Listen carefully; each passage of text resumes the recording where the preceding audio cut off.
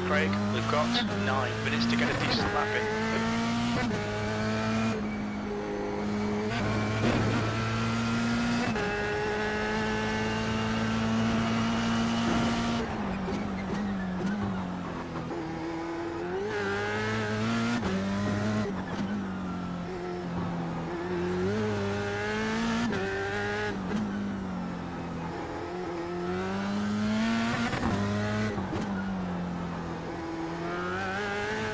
Track temperature's decreasing. It's now 24 Celsius.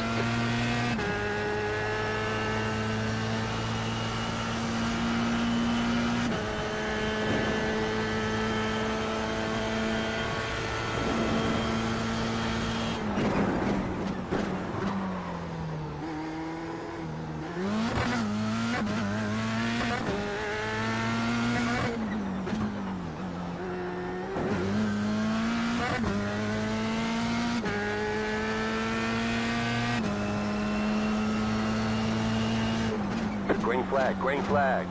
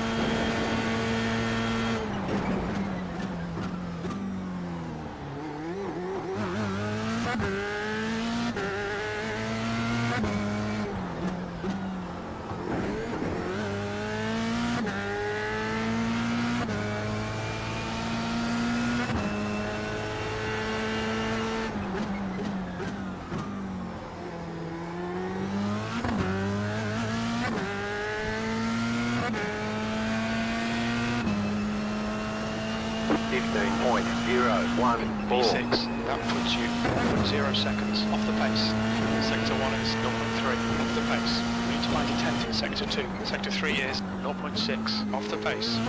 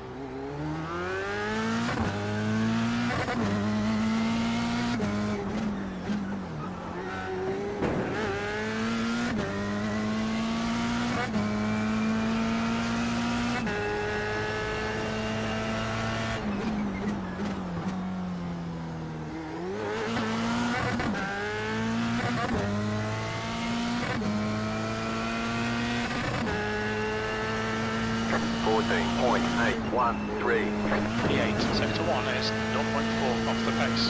10th off the pace in Sector 2. Sector 3 is 0.9 off the pace.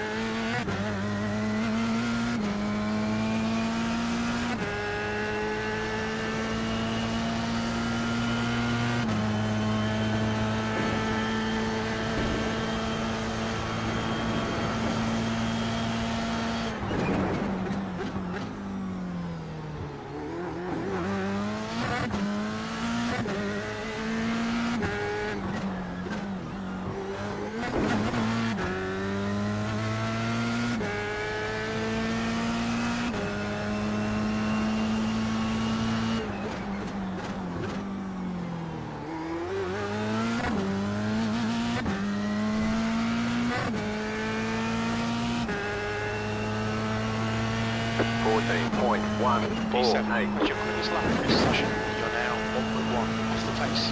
Sector 1 is 0.4 off the pace. You're a tenth off the pace in Sector 2. Sector 3 is 0.6 off the pace.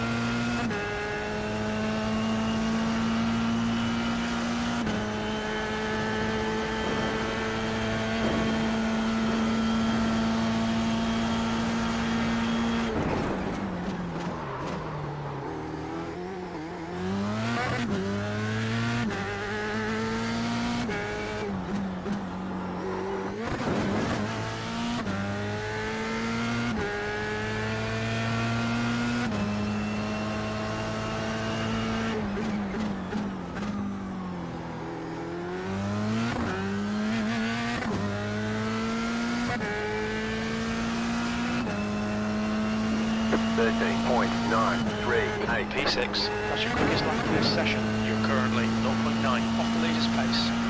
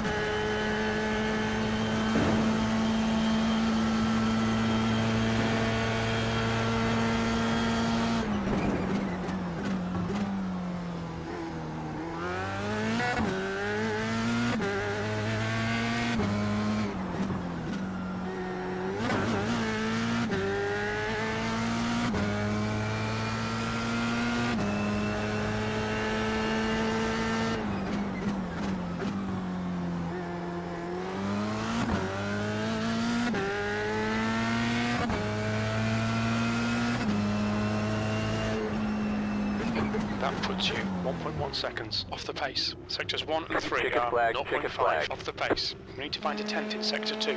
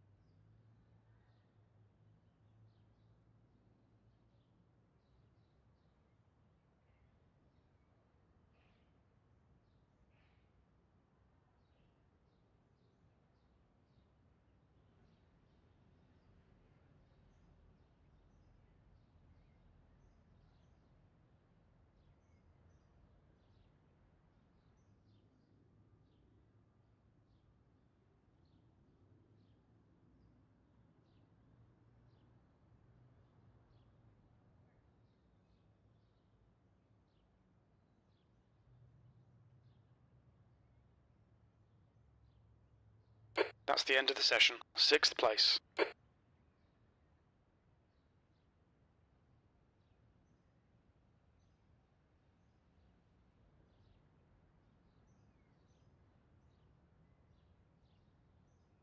Good evening, drivers, and welcome to Adelaide for tonight's Formula 3 sprint event. As we know, the first race will be 10 laps, the second race will be 15 laps with a reverse top 10. all communication to race control must follow. Race control, car number, lap number. If it's anything outside of those parameters, I will not be responding. For turn 1, we all know that in these cars there is one line. Please try to think about self-preservation a little bit. The car that is ahead in the turn-in point, that's its corner or their corner, so please bear that in mind. You know, there's a lot of brick walls here. Let's just try and take it easy for this first lap. Be predictable. Please leave racing room where required and race with awareness.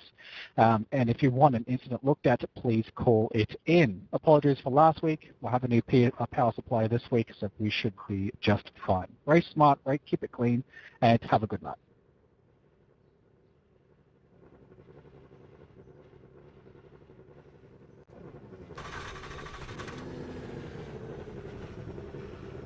The estimated strength of field is 2,972. Let's take opportunity. Race start in 30 seconds.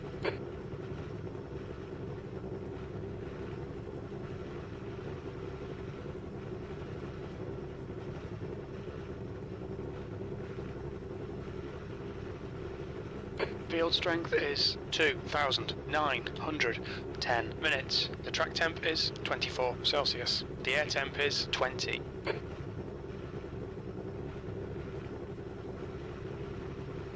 Okay, Craig, get ready.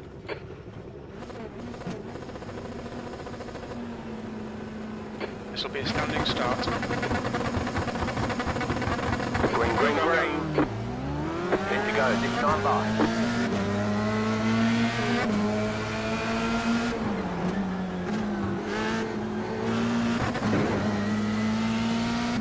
You cut that corner, you've got a slow down penalty. You've got wheel damage. There's an incident behind.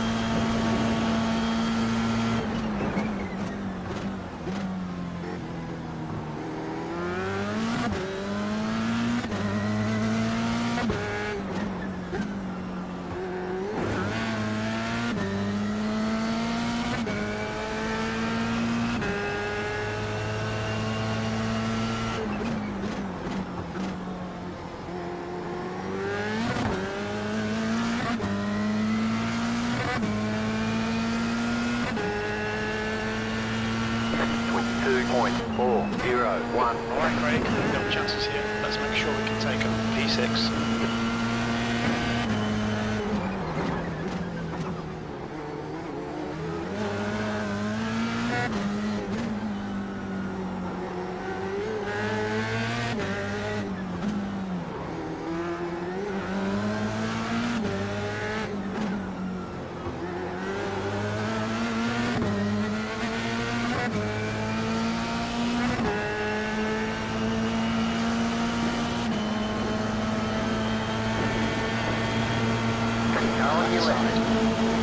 On the right, 3 wide, car on your left, 2 wide, clear on the left.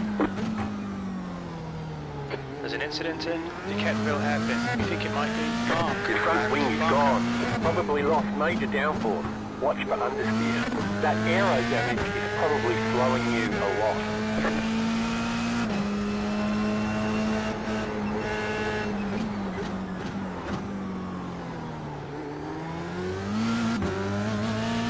Race control, car non-follow, lap 2. Copy car 95. 2. You're in 4th position. Left side. You cut that corner and got a slow down penalty. Clear. Hopefully that wasn't a back straight to get the lucky egg.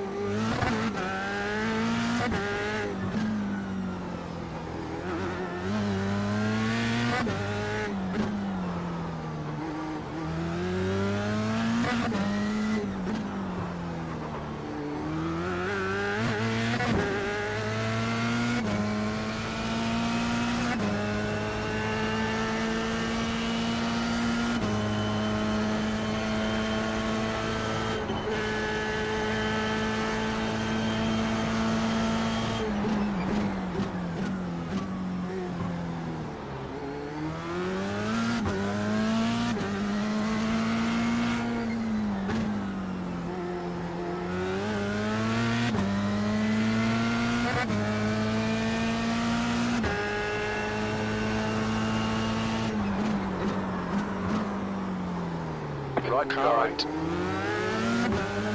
Clear right. Clear on the right. Fastest lap for right The at car in 13.2. P2. Just set the fastest Leader's lap. just done it.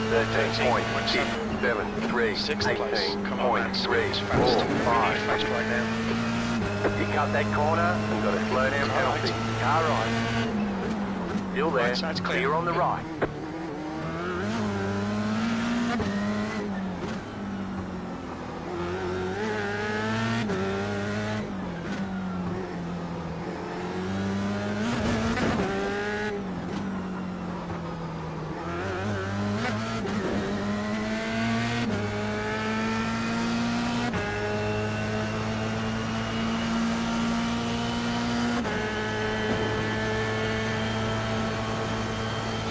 Car Car right. right.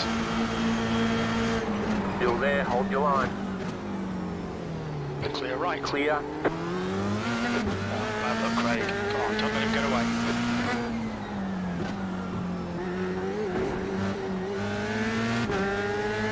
Car on your left, 5 minutes to go.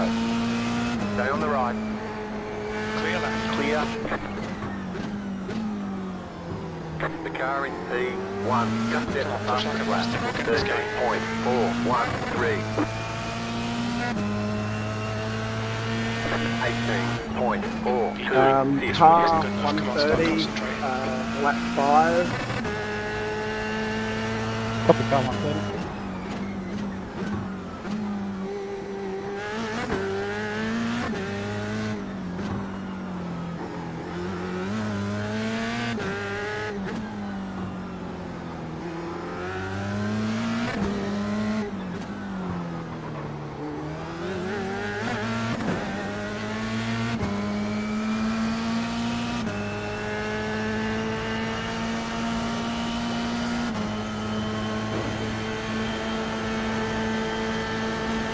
Car Car right. right.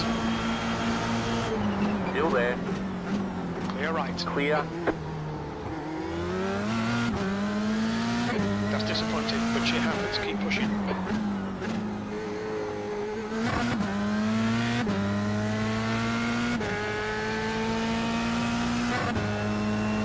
The car in P1, just set the fastest lap. 13.184.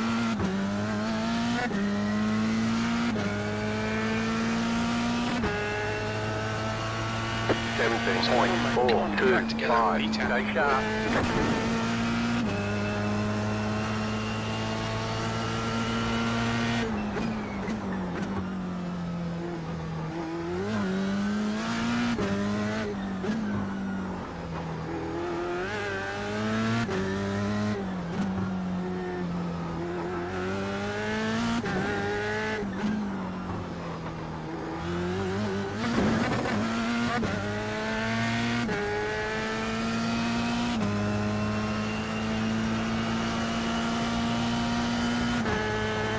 Okay, Craig. The next car is Adams. Their rating is 3.7. The gap to Adams ahead is increasing. It's now 1.7 seconds.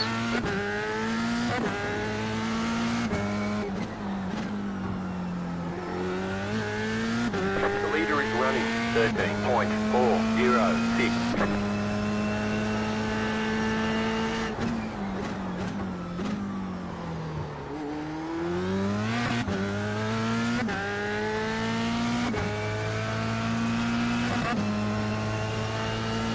Incident in turn 3. Looks like 16.847. Adam. Car stop on the right.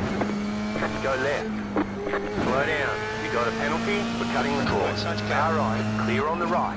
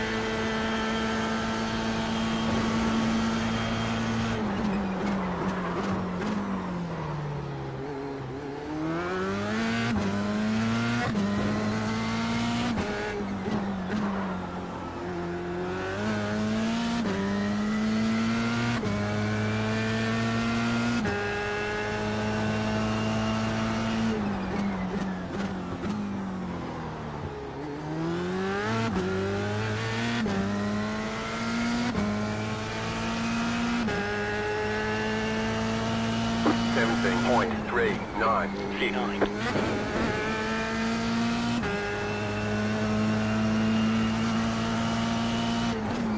Right On your side. right. Clear right. Clear on the right. Don't panic. Come on, Craig.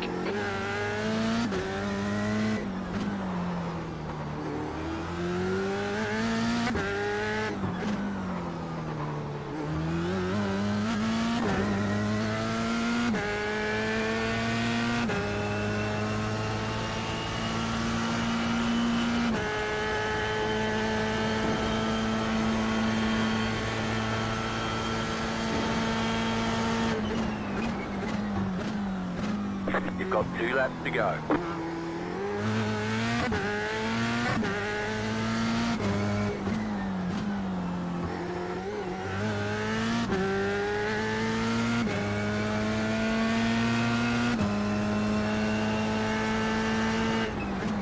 White flag, white flag.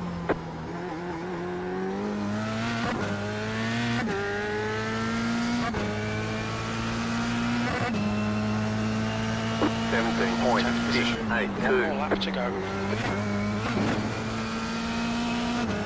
Front straight line. Go on your left. Stay on the right. Clear left. Clear.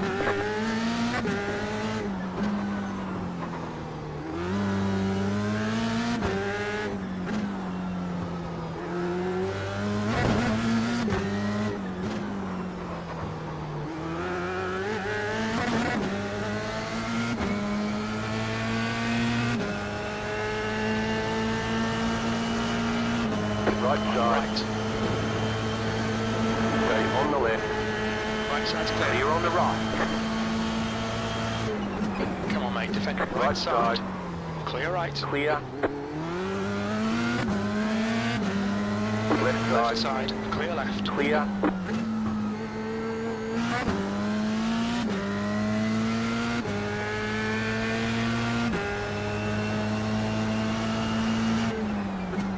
Car Car right. right. Still there. Clear right. Clear. Right Car side. right. Still there. Hold your line. Clear right. P11. Well done, mate. That's the finish. Checkered flag. Checkered flag. Better schedule some testing. We'll get them next time.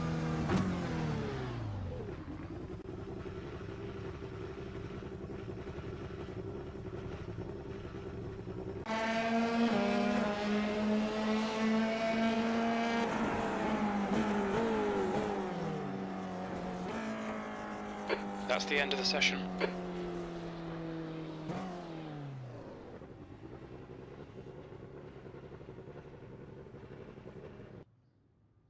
Checkered flags out. P11.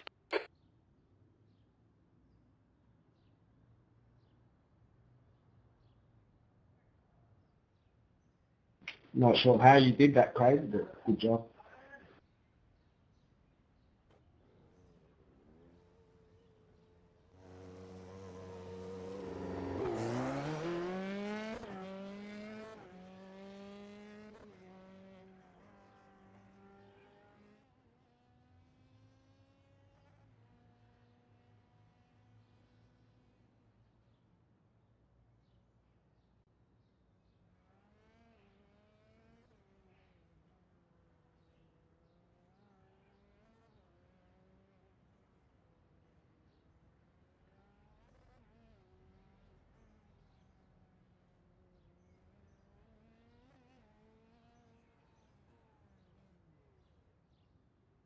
The track temperature is falling. It's now 22 Celsius.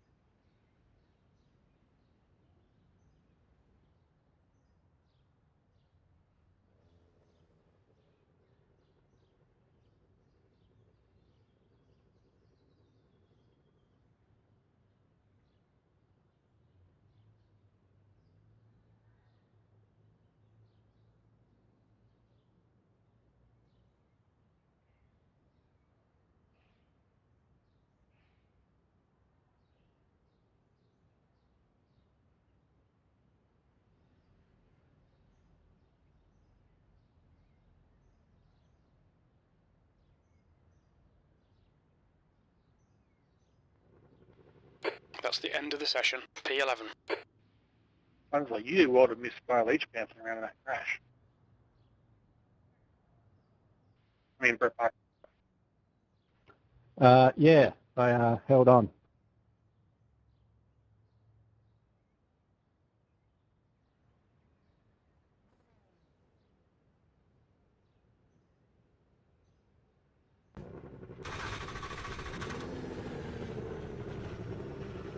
The estimated SOF is There are CPS in this truck? 2,972. It's competitive out there. Head down, stay sharp.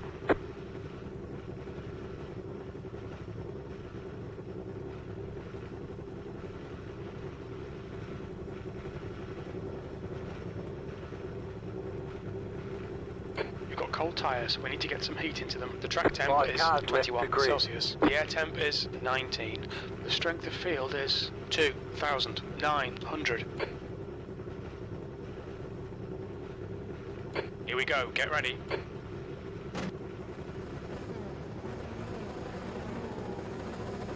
Standing start now. Green, green, Go, go, green. go.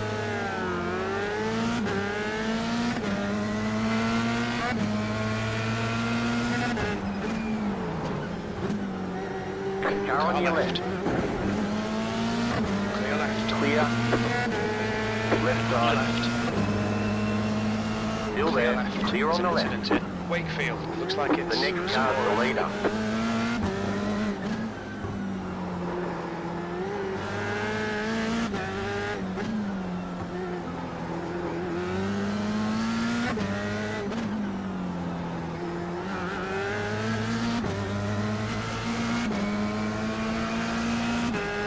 The leader's pitting now.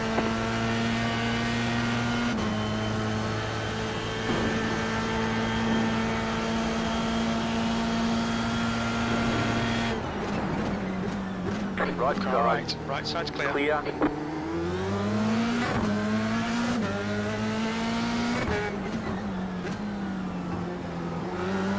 There's an incident behind. There's an incident in racecourse. Looks like Car on your Barker left. and Mark. Car left. Still there, hold your line. Stay on the right. Clear left. Clear on the left. 24.795. You're in the top 10.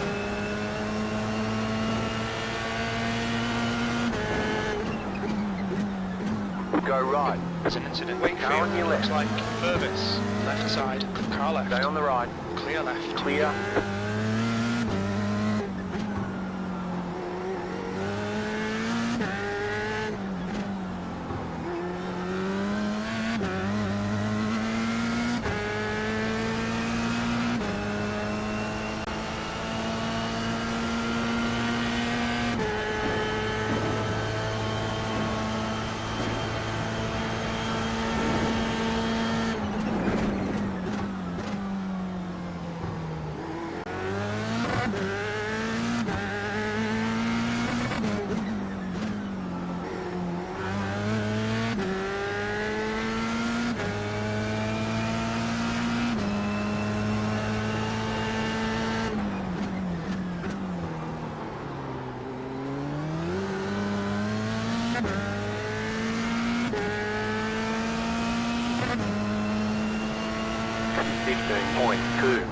Nice You're one, in Craig. fourth This is position. terrific. Exactly what we came here for. E4.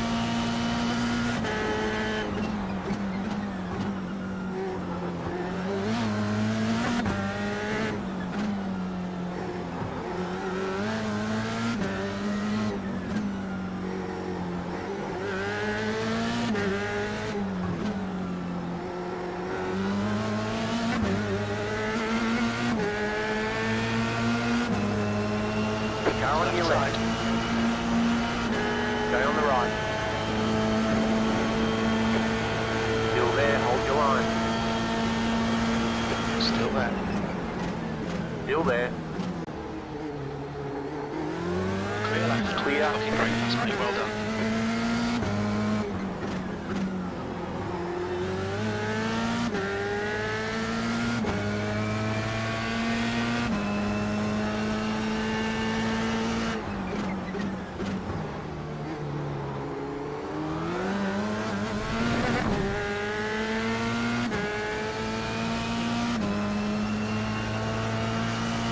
14.989. Stay on That was it. your fastest 23. lap of the session.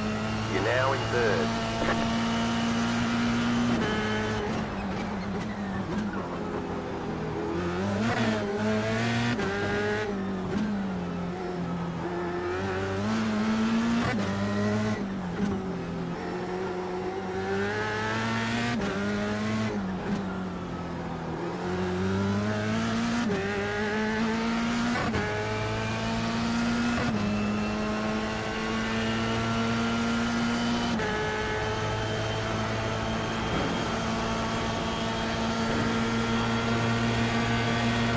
Car on your left. The next car's the leader.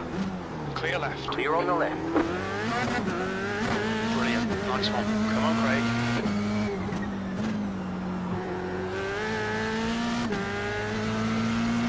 There's an incident behind.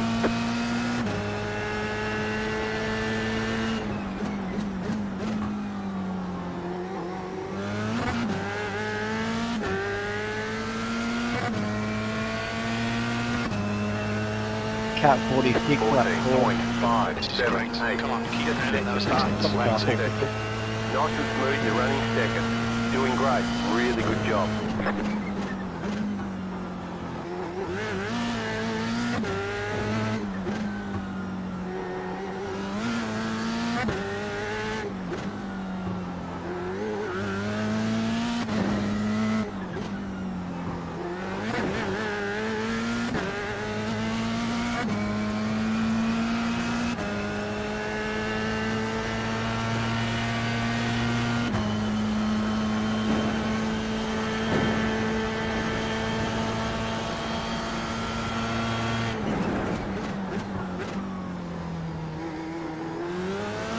Ten minutes to go.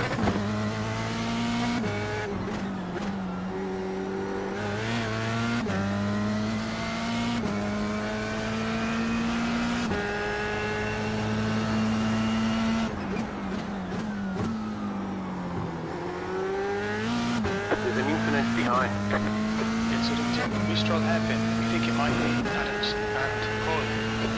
14.336. That was your fastest lap of the session. You're pulling away from the car behind.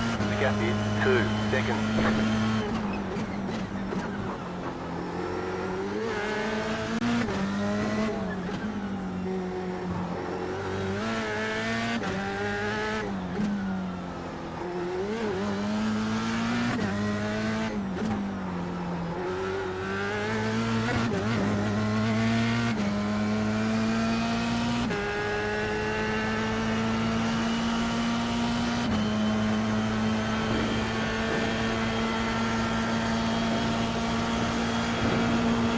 Left side. Clear left. Clear on the left. Fantastic. Now keep pushing.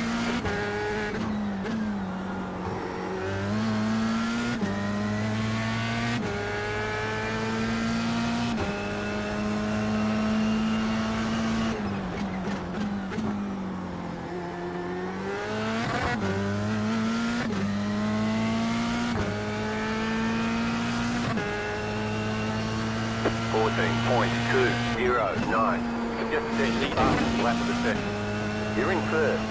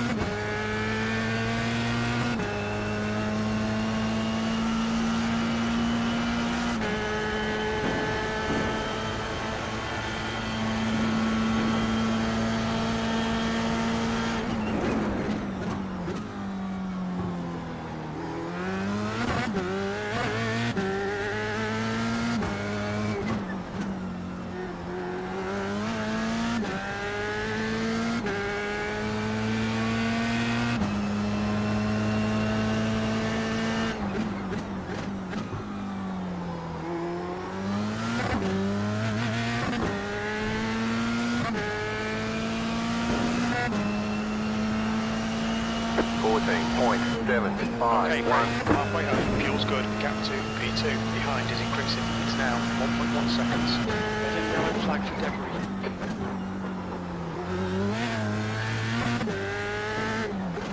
Keep the car in P6. Just set the fastest lap.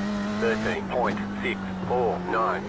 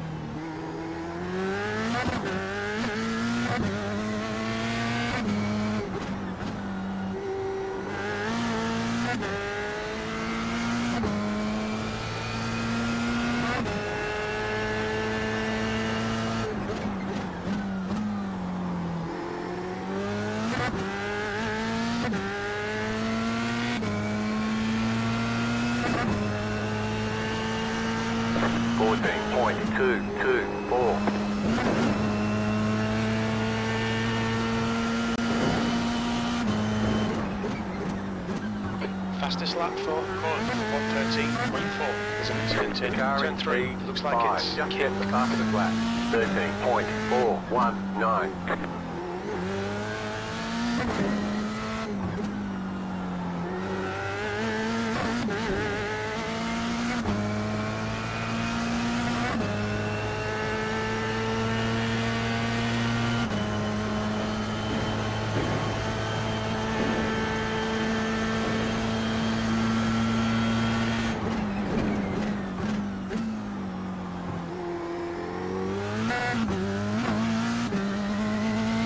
Five minutes to go.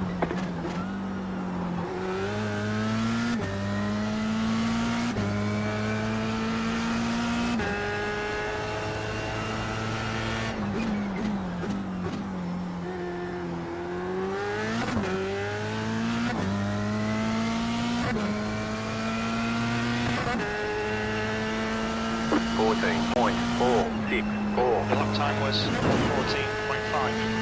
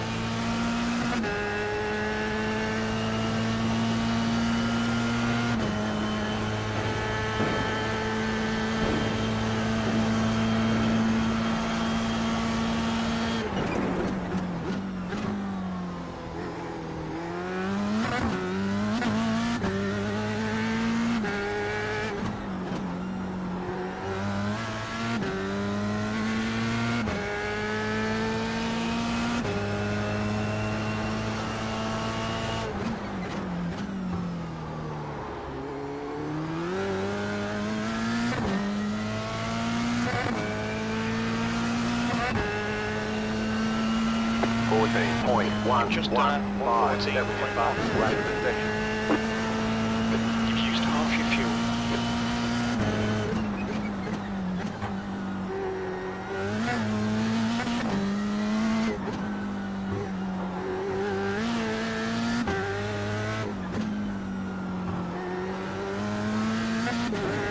You're now in the lead. The gap to Adam behind is increasing. It's now 3.9 seconds.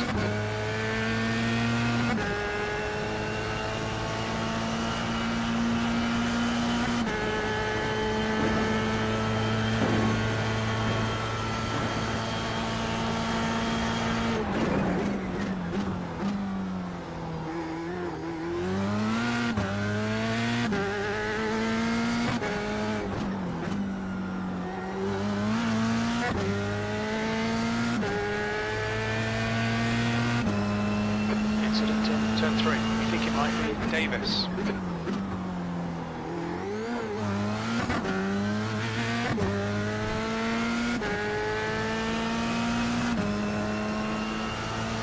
14.144. We're in a podium position.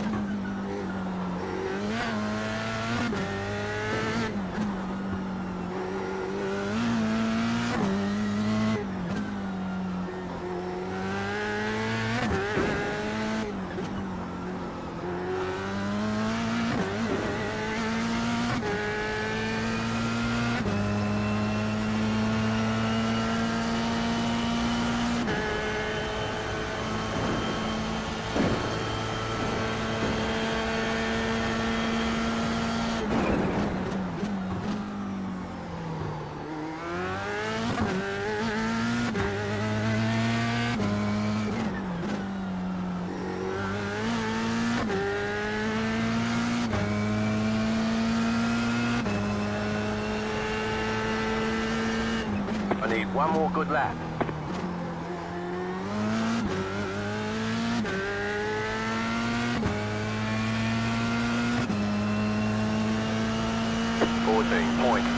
Come on, Craig. 14.273. Last lap. Keep your shit together. You're not home yet.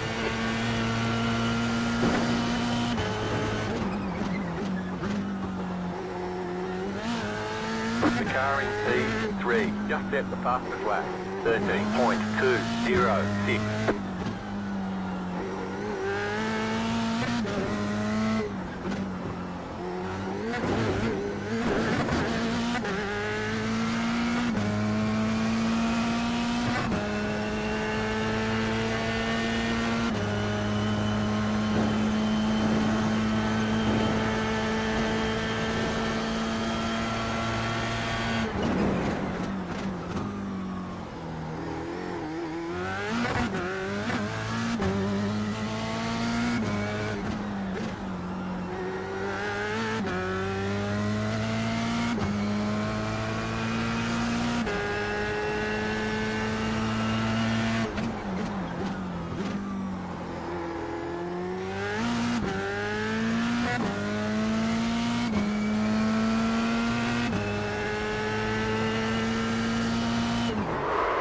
Well done, Craig. Great win. You deserve You that won. today. You deserve that win. Well done.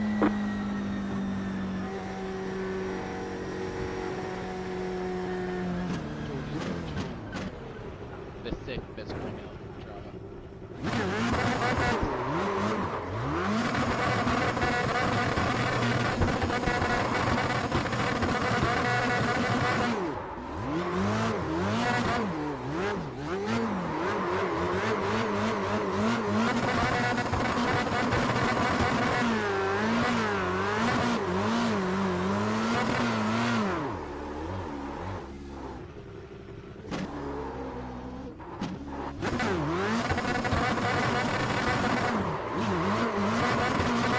Right, so car 449, lap 1. That's the end of the session.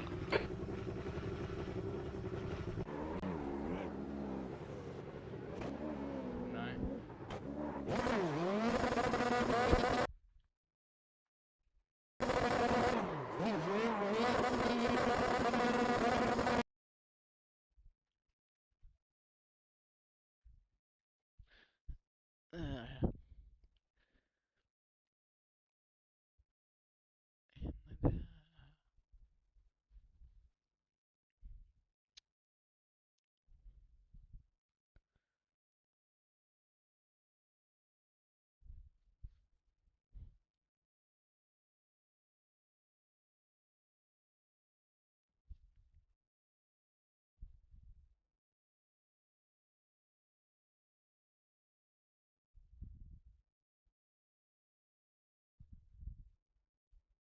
Yes. I'm still here. What?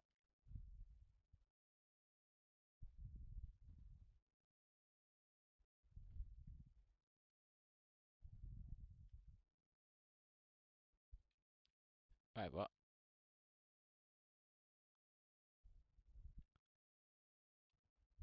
Sure.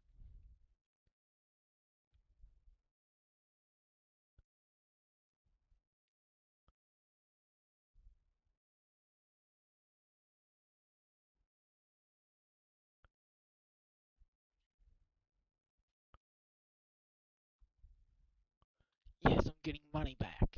I am happy. How much money am I getting back though?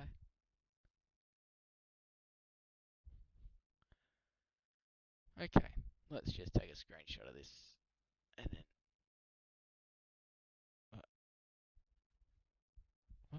What?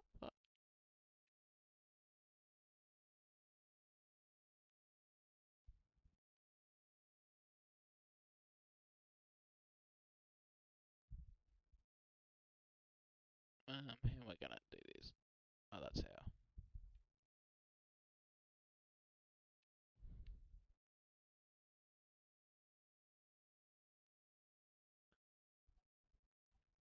Yes.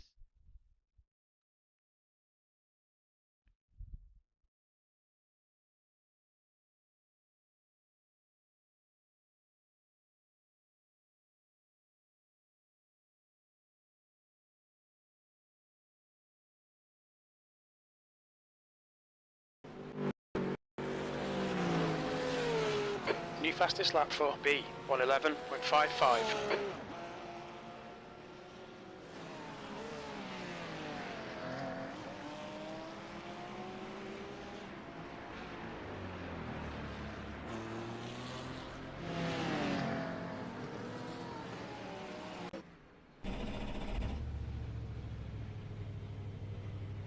Put in a couple of clean laps to get our fuel data. Okay.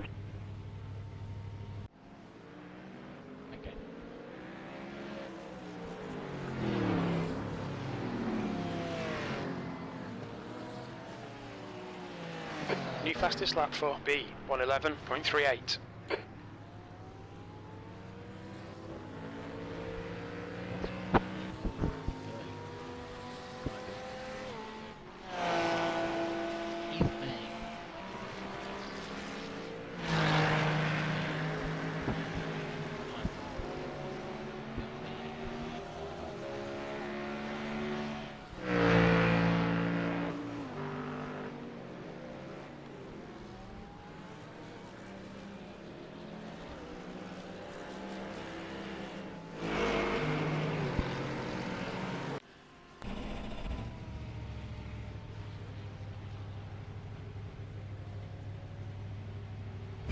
Pit lane speed limit is 72 kilometers per hour.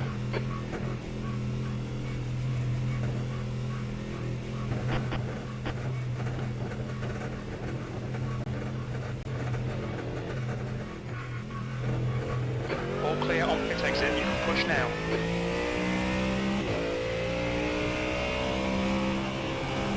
That's a new fastest lap for B, 111.29. 261.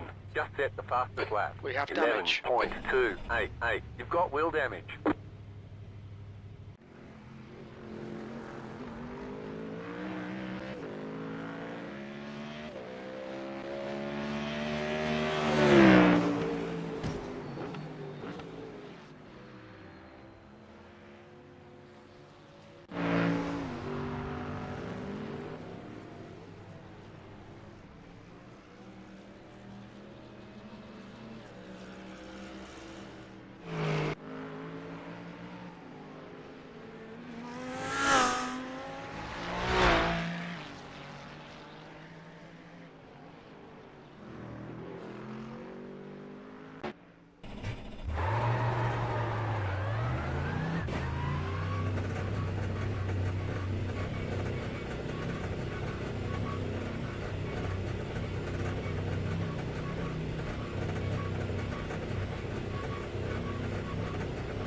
Exit is clear. Don't cross the line.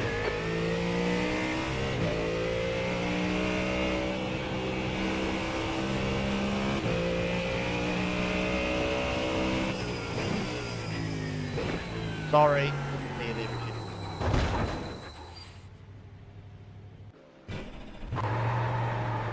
We have damage. Front left, 100%. Left rear, 100. Yeah, I didn't see you either. That's it.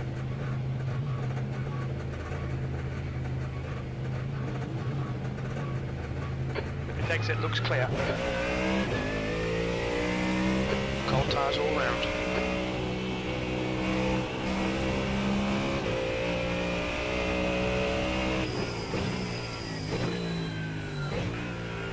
You got a slow car on the right.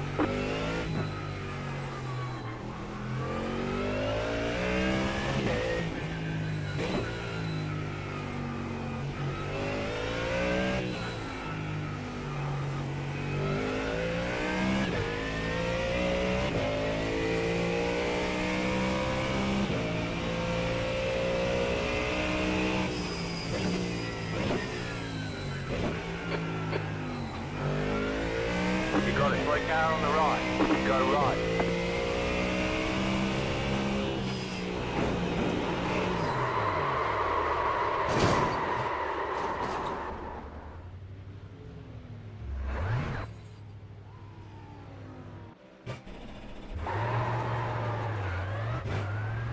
Front right, 98%. Right rear, 97.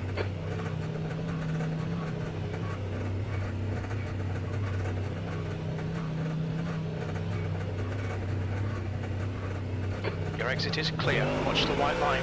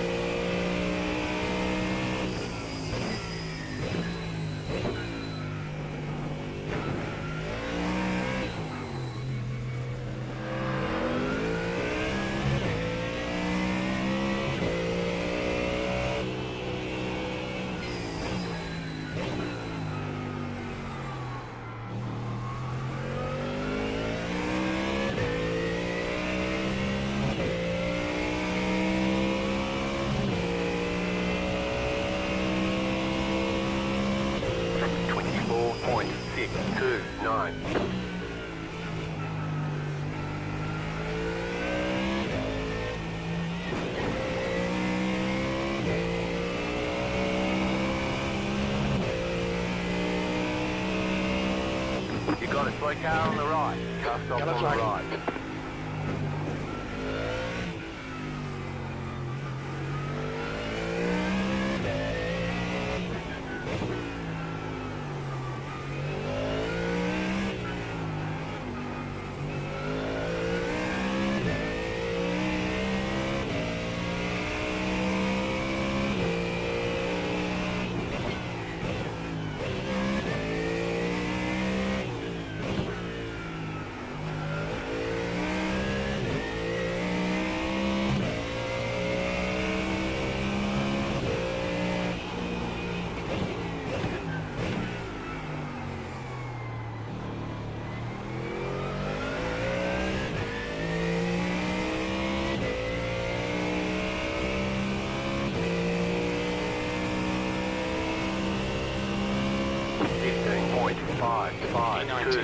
Just set your fastest lap of the session.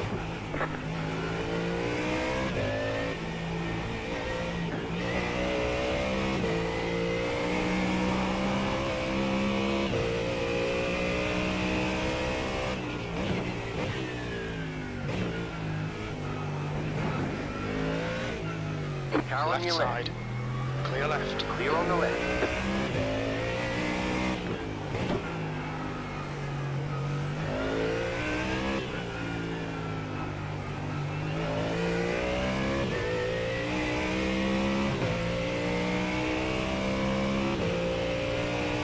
Car stop on the right. Yellow flag. Go left.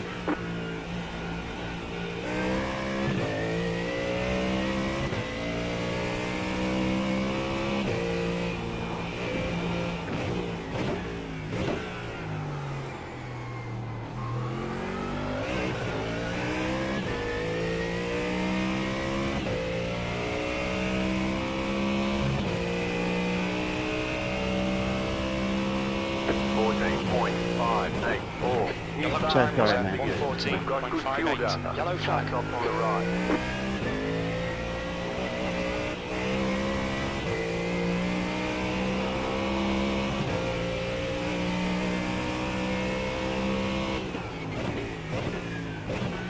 No, you're all good, man. You were in my blind spot when it happened, so yeah, I didn't see it until like the last second. Sorry about that.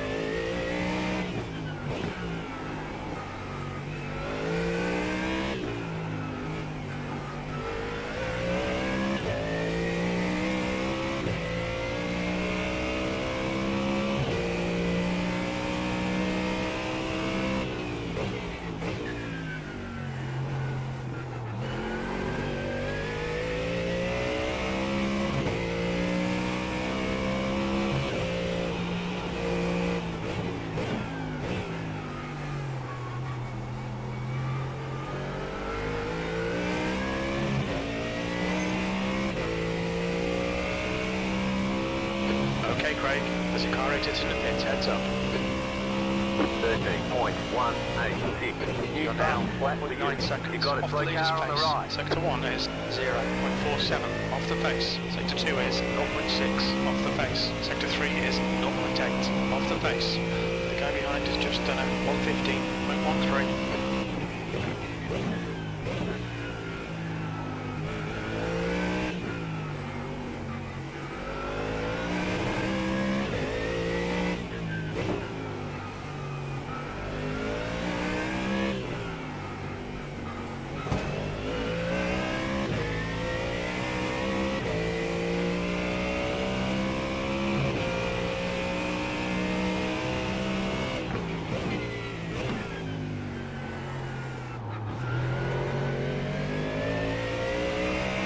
You got a slow car on the left.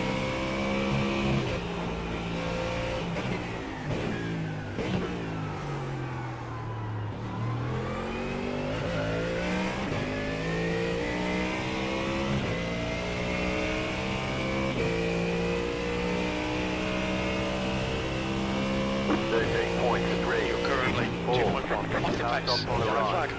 Sector 1 is 0.5 off the pace. Sector 2 is 0.7 off the pace. Sector 3 is 0.8 off the pace. That was a 113.36.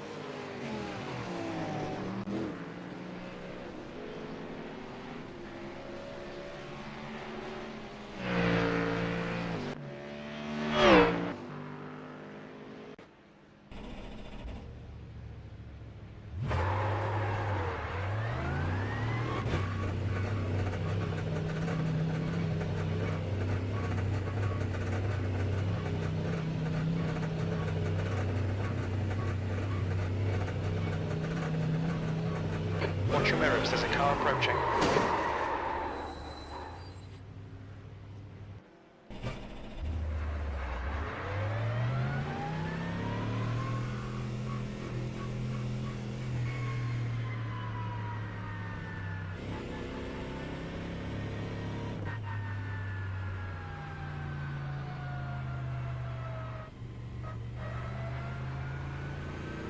Your exit's clear, don't cross the white line. Your tyres are cold, watch out.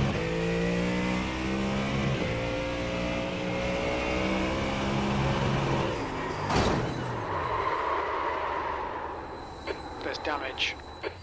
You've got wheel damage. Looks like one of your wheels is out of alignment. You'll have less grip out there.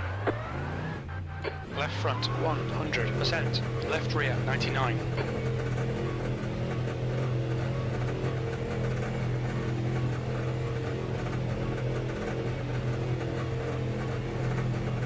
Pit exit's clear.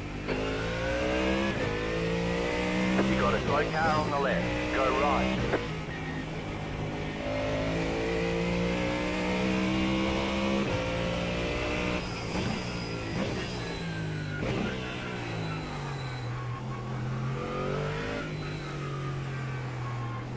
Left Car right. left. Clear left. Clear.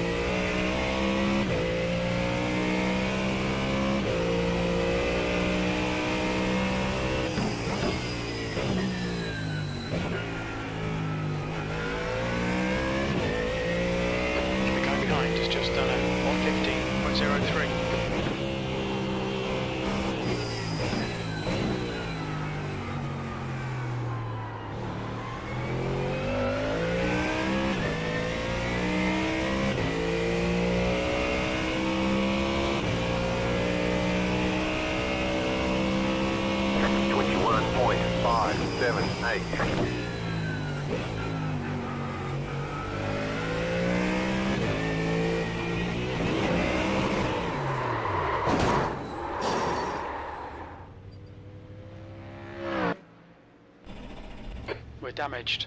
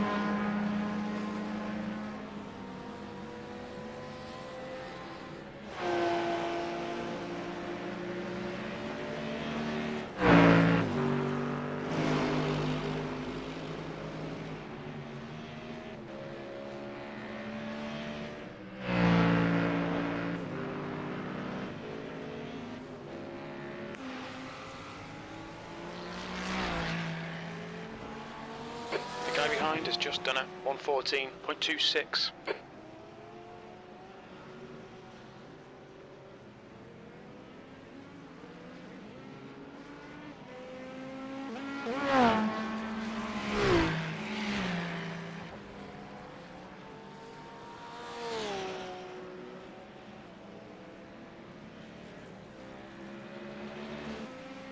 The guy behind has just done a 113.77.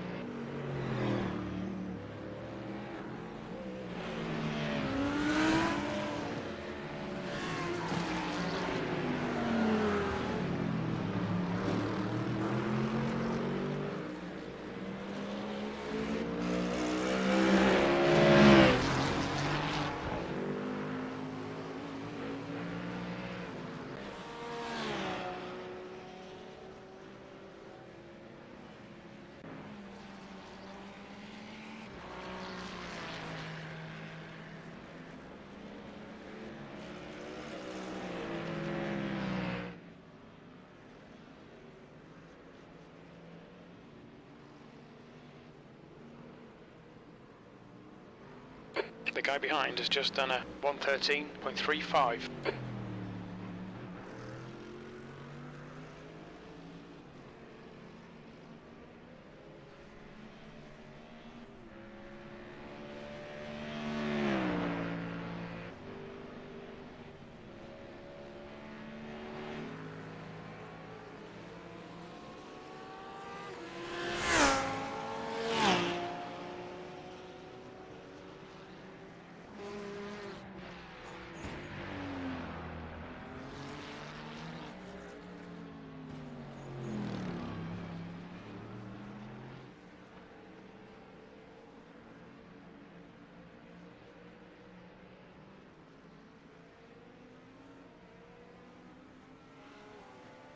That's the end of the session. P19.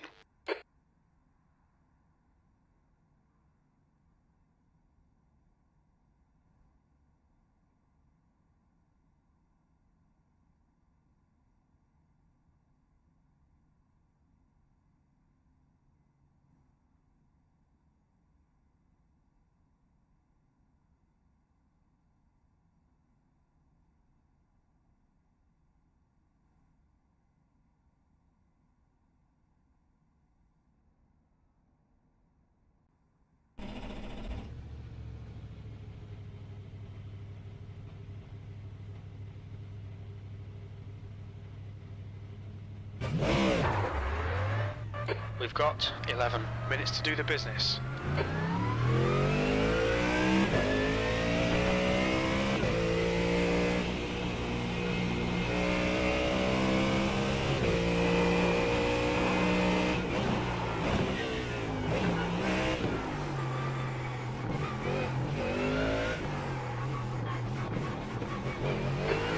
Temperature's decreasing. It's now 29 Celsius.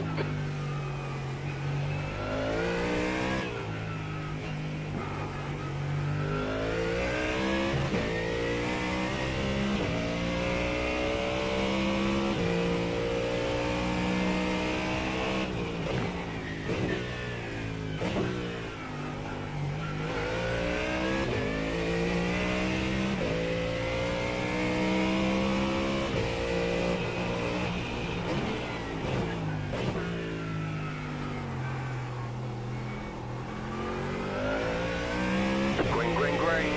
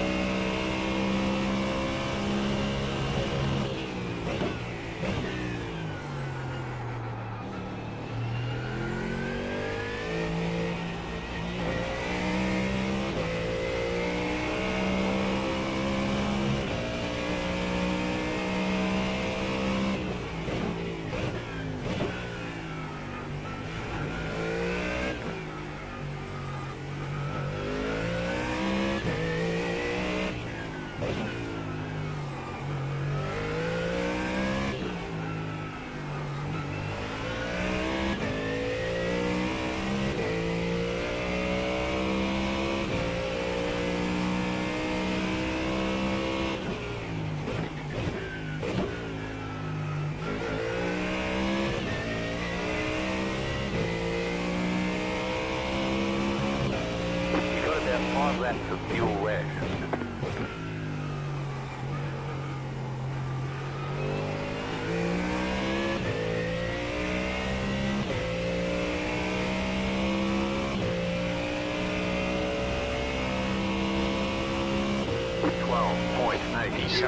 Sectors 1 and 2 are 0.6 off the pace. Sector 3 is 0.33 off the pace.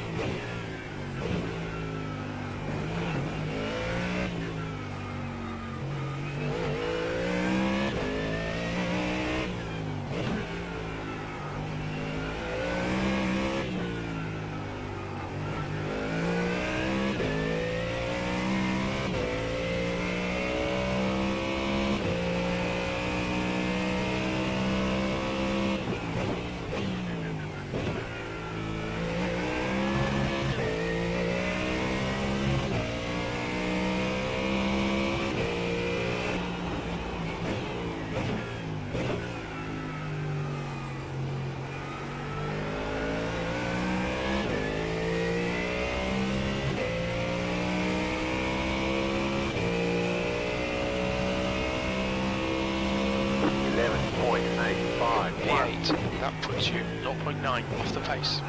You've got about 3 laps of fuel left.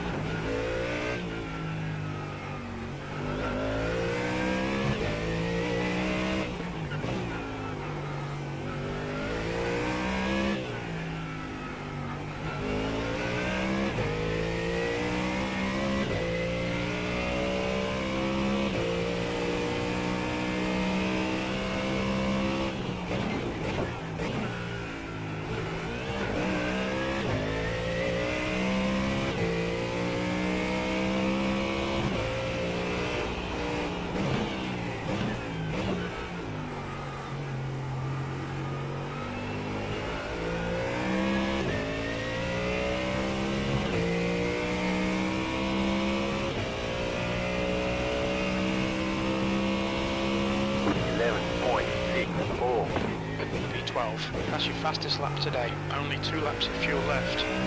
You're now 1.1 off the leader's pace.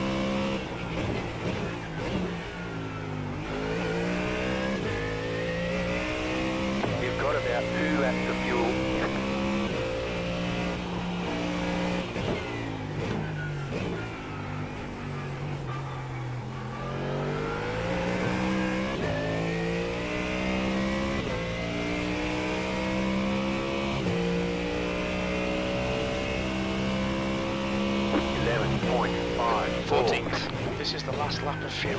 That's your quickest lap. You're currently 1.1 seconds off the pace. Sectors 1 and 2 are 0.41 off the pace. Sector 3 is 0.26 off the pace.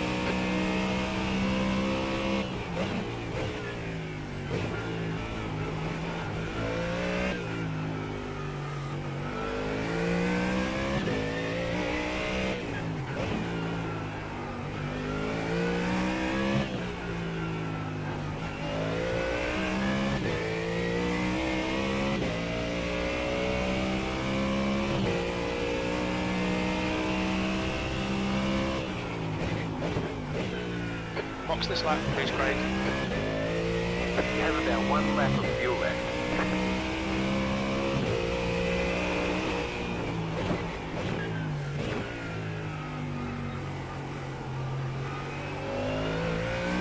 Two litres left.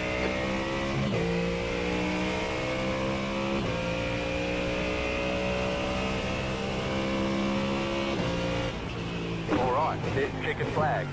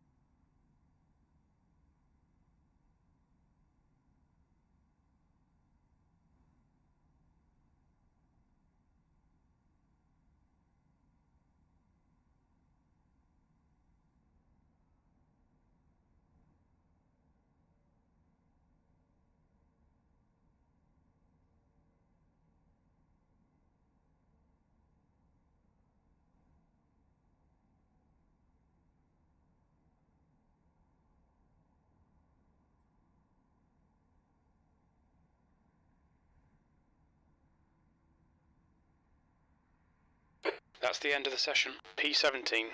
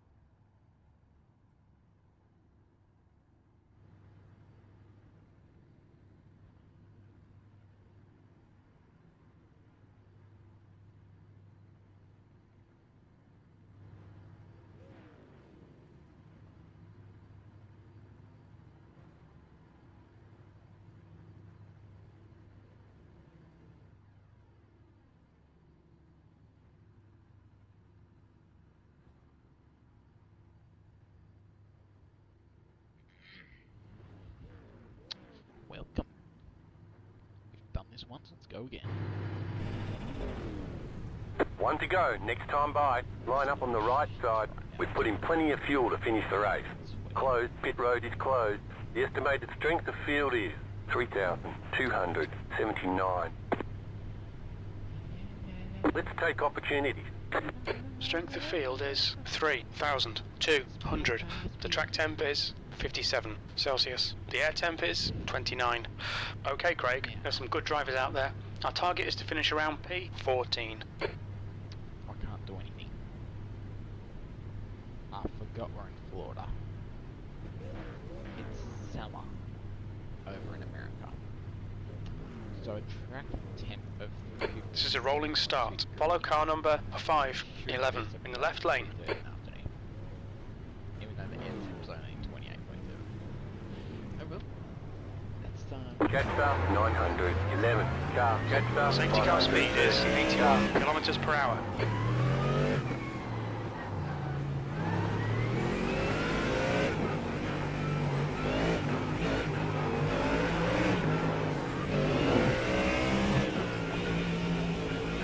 About to go green, stay focused. Pace Here car we is go. off, be Don't fuck ready. this up.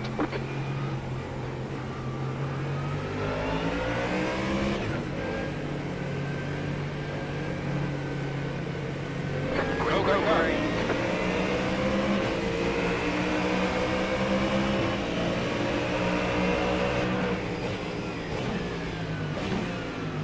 You're on the right, 3 wide.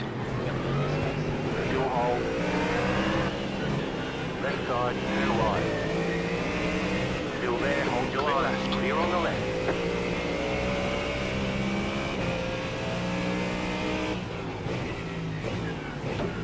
Right Clear side, right. clear on the right.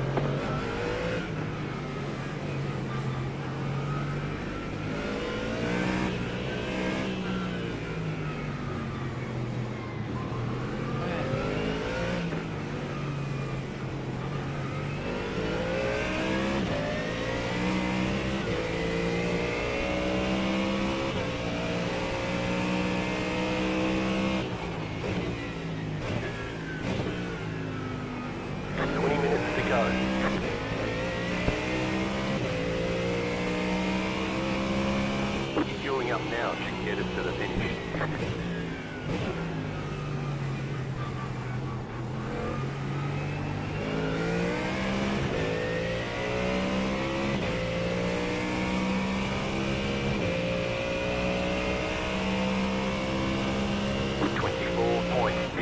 .072.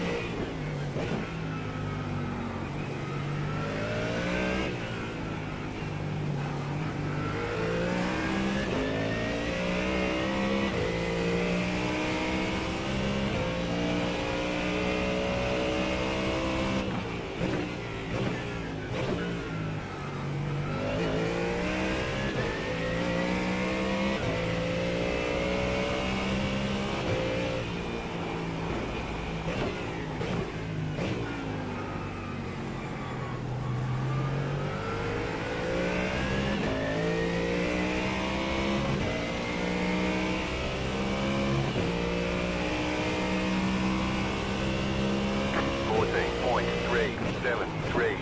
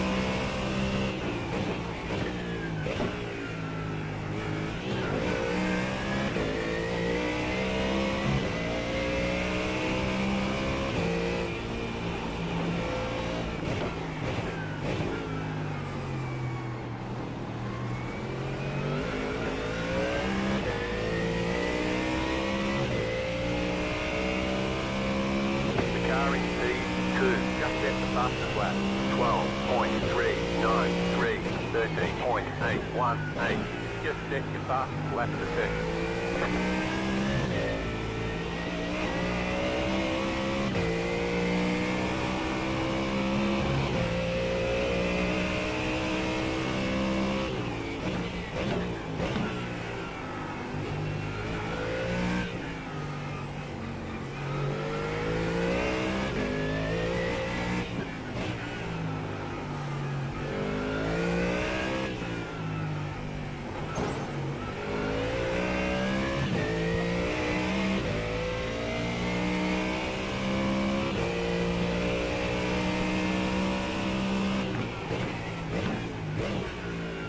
The gap in front is now 1.2.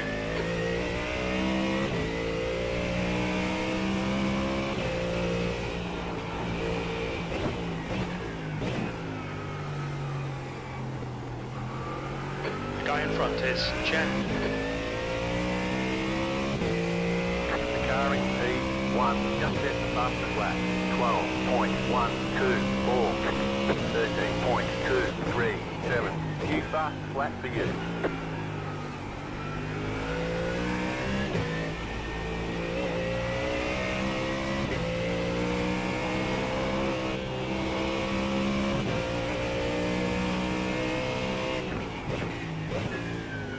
P14.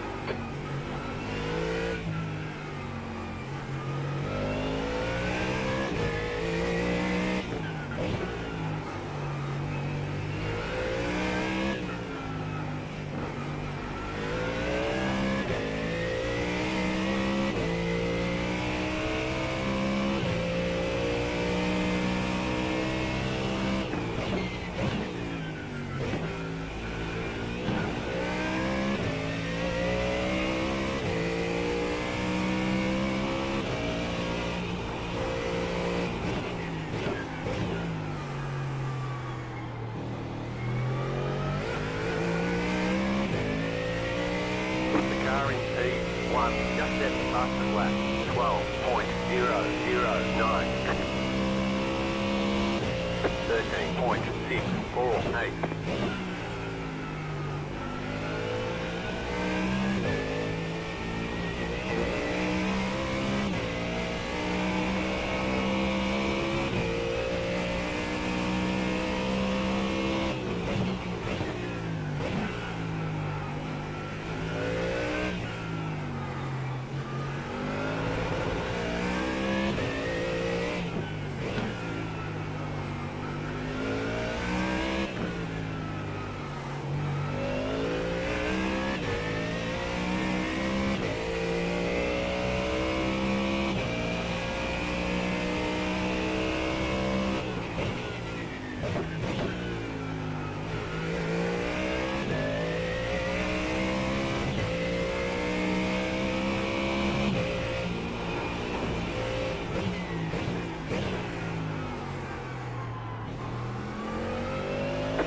Consider 12.383.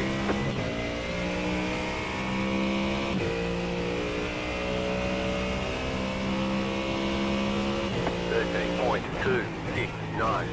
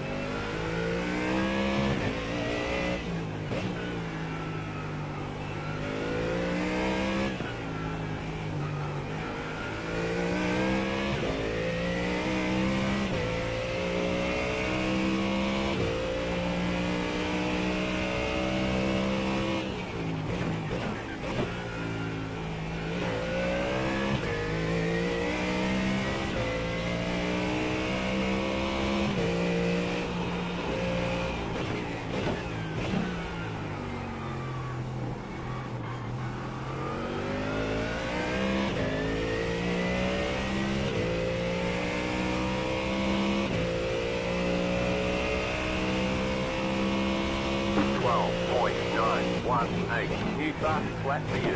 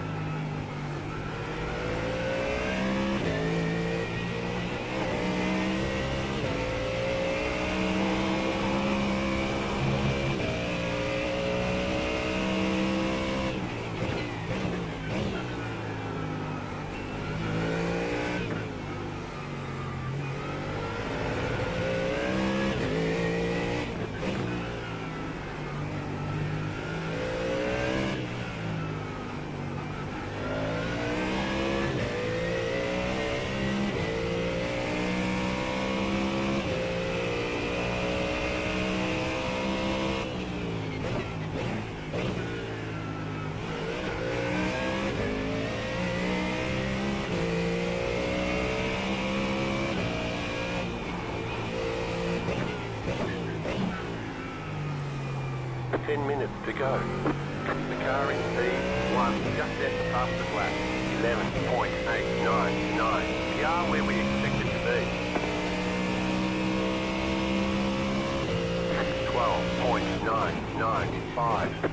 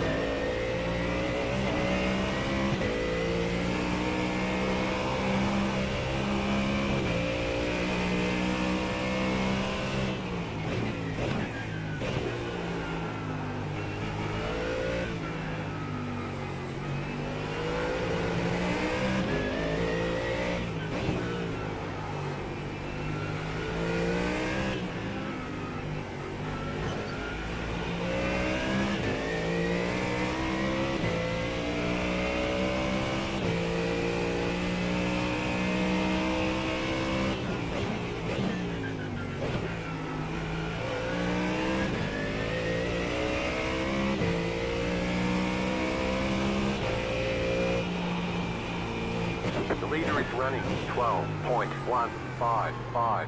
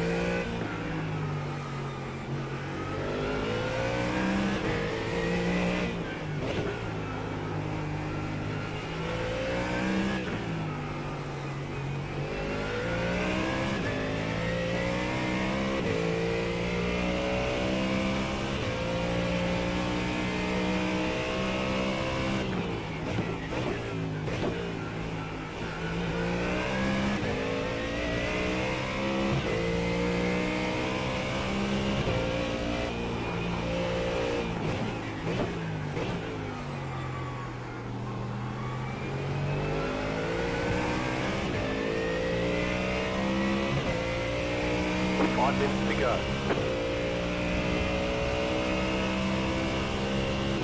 13.128.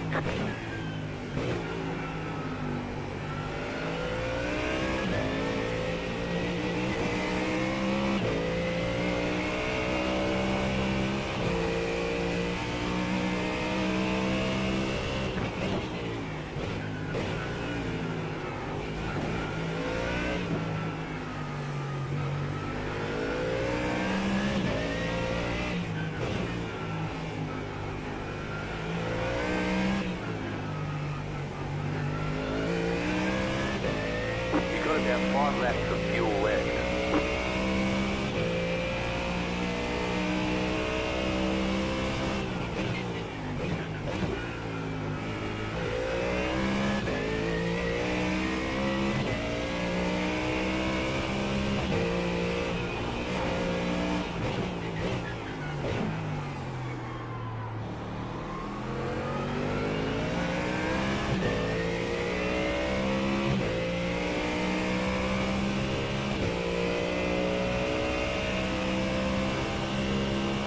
.021.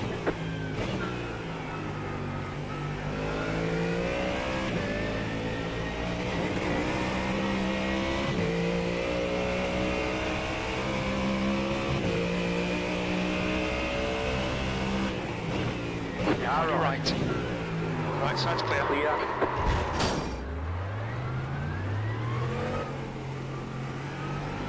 We have damage. Come on, Craig. Don't panic. We'll get him back. Car in front is Rogers. Their rating is Your rear wing is 3.9. damaged. Might have lost some downforce. Watch for oversteer. Reduced aero might slow you down on the straight.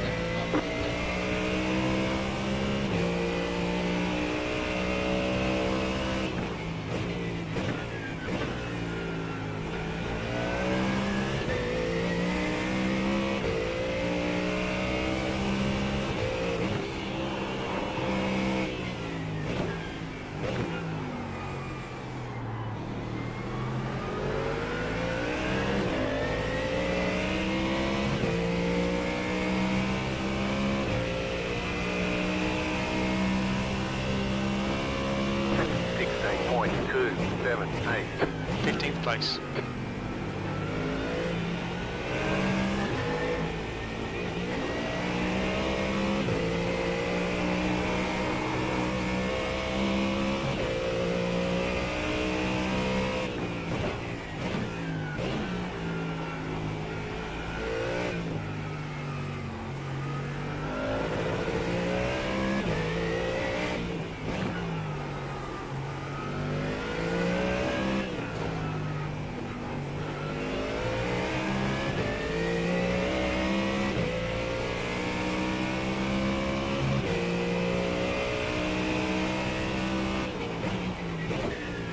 Two laps to go. 2 to go.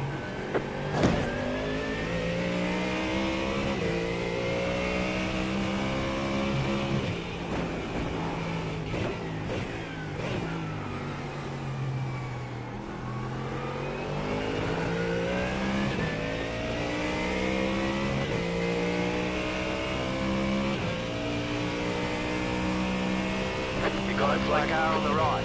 13.931. Go left.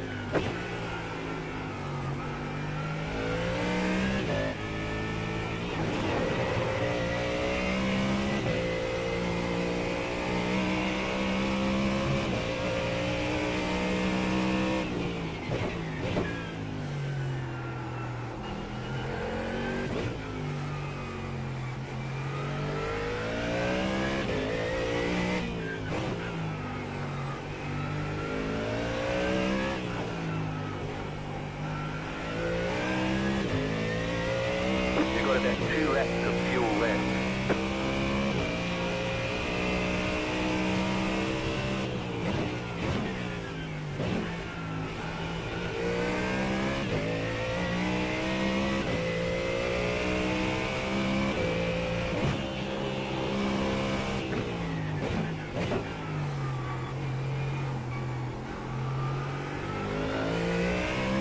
White flag, white flag.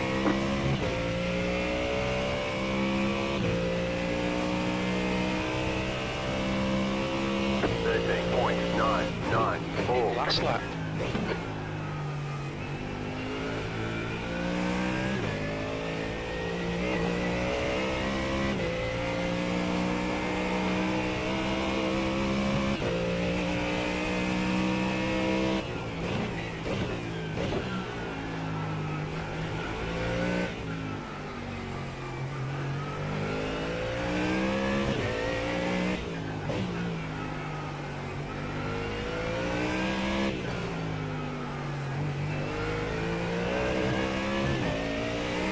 You have about 1 lap of fuel left.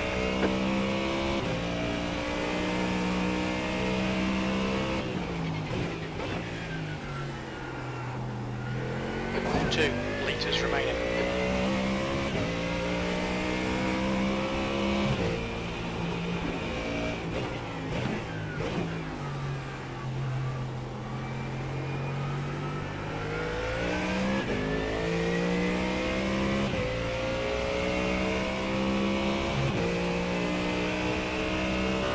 You got a slow car on the right. Car stops on the right. Alright, there's checkered flag. Bring it back to the pits, we're going. That's the end of the session.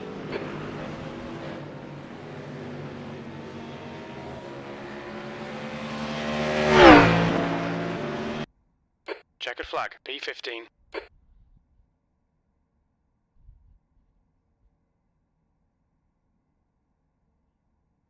Jesus Christ. It's another 30 minutes. Probably just take left side. Take no tires, maybe.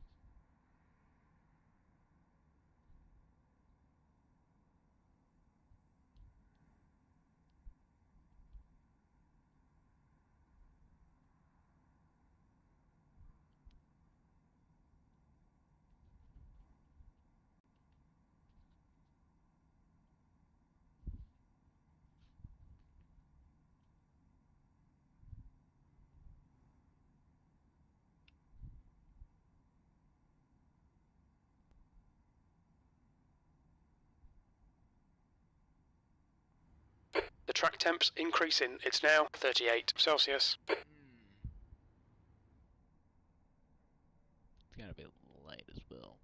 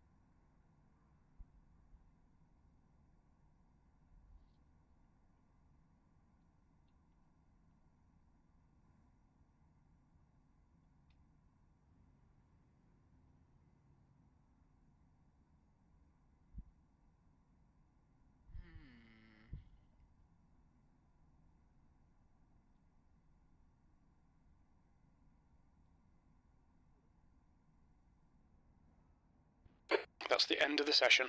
P15.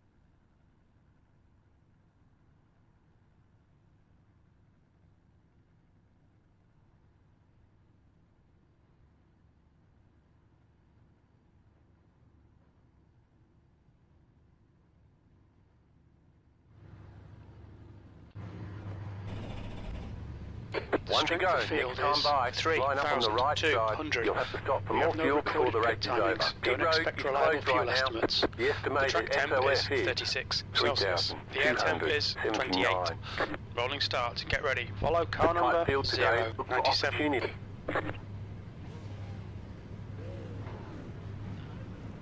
Safety car speed is 72 Jet start, kilometers per hour. 8 car.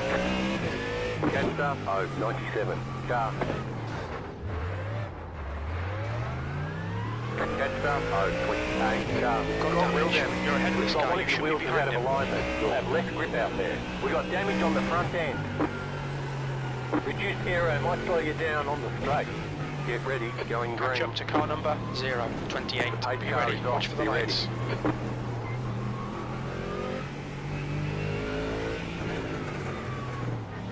Watch your speed. Pit lane speed limit is 72 Green flag, kilometers per hour. Pit box in 10. You entered a closed pit. Go back to the Box tail in, of the longest 5, line. Fall back. 4, 5, 3, 2, 1. 2, 1. Right here.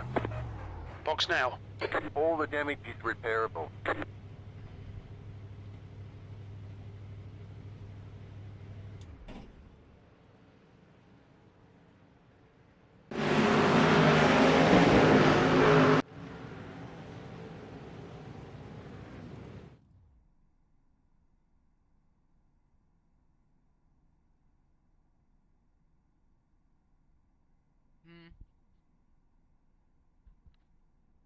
What? Yeah, but...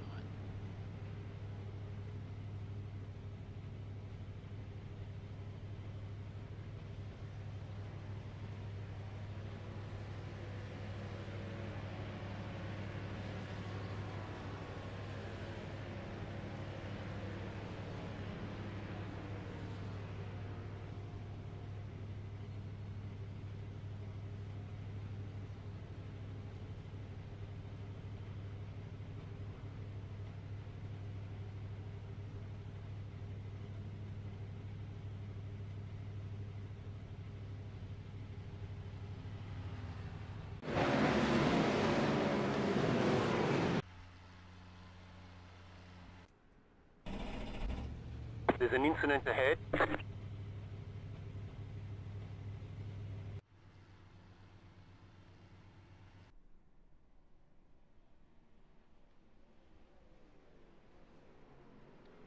Well, I don't know if I should even attempt going back out or not.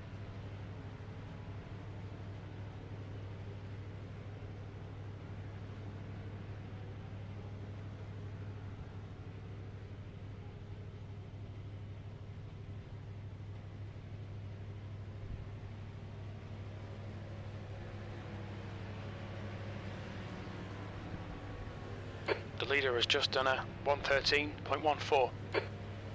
The guy ahead has just done a 112.75.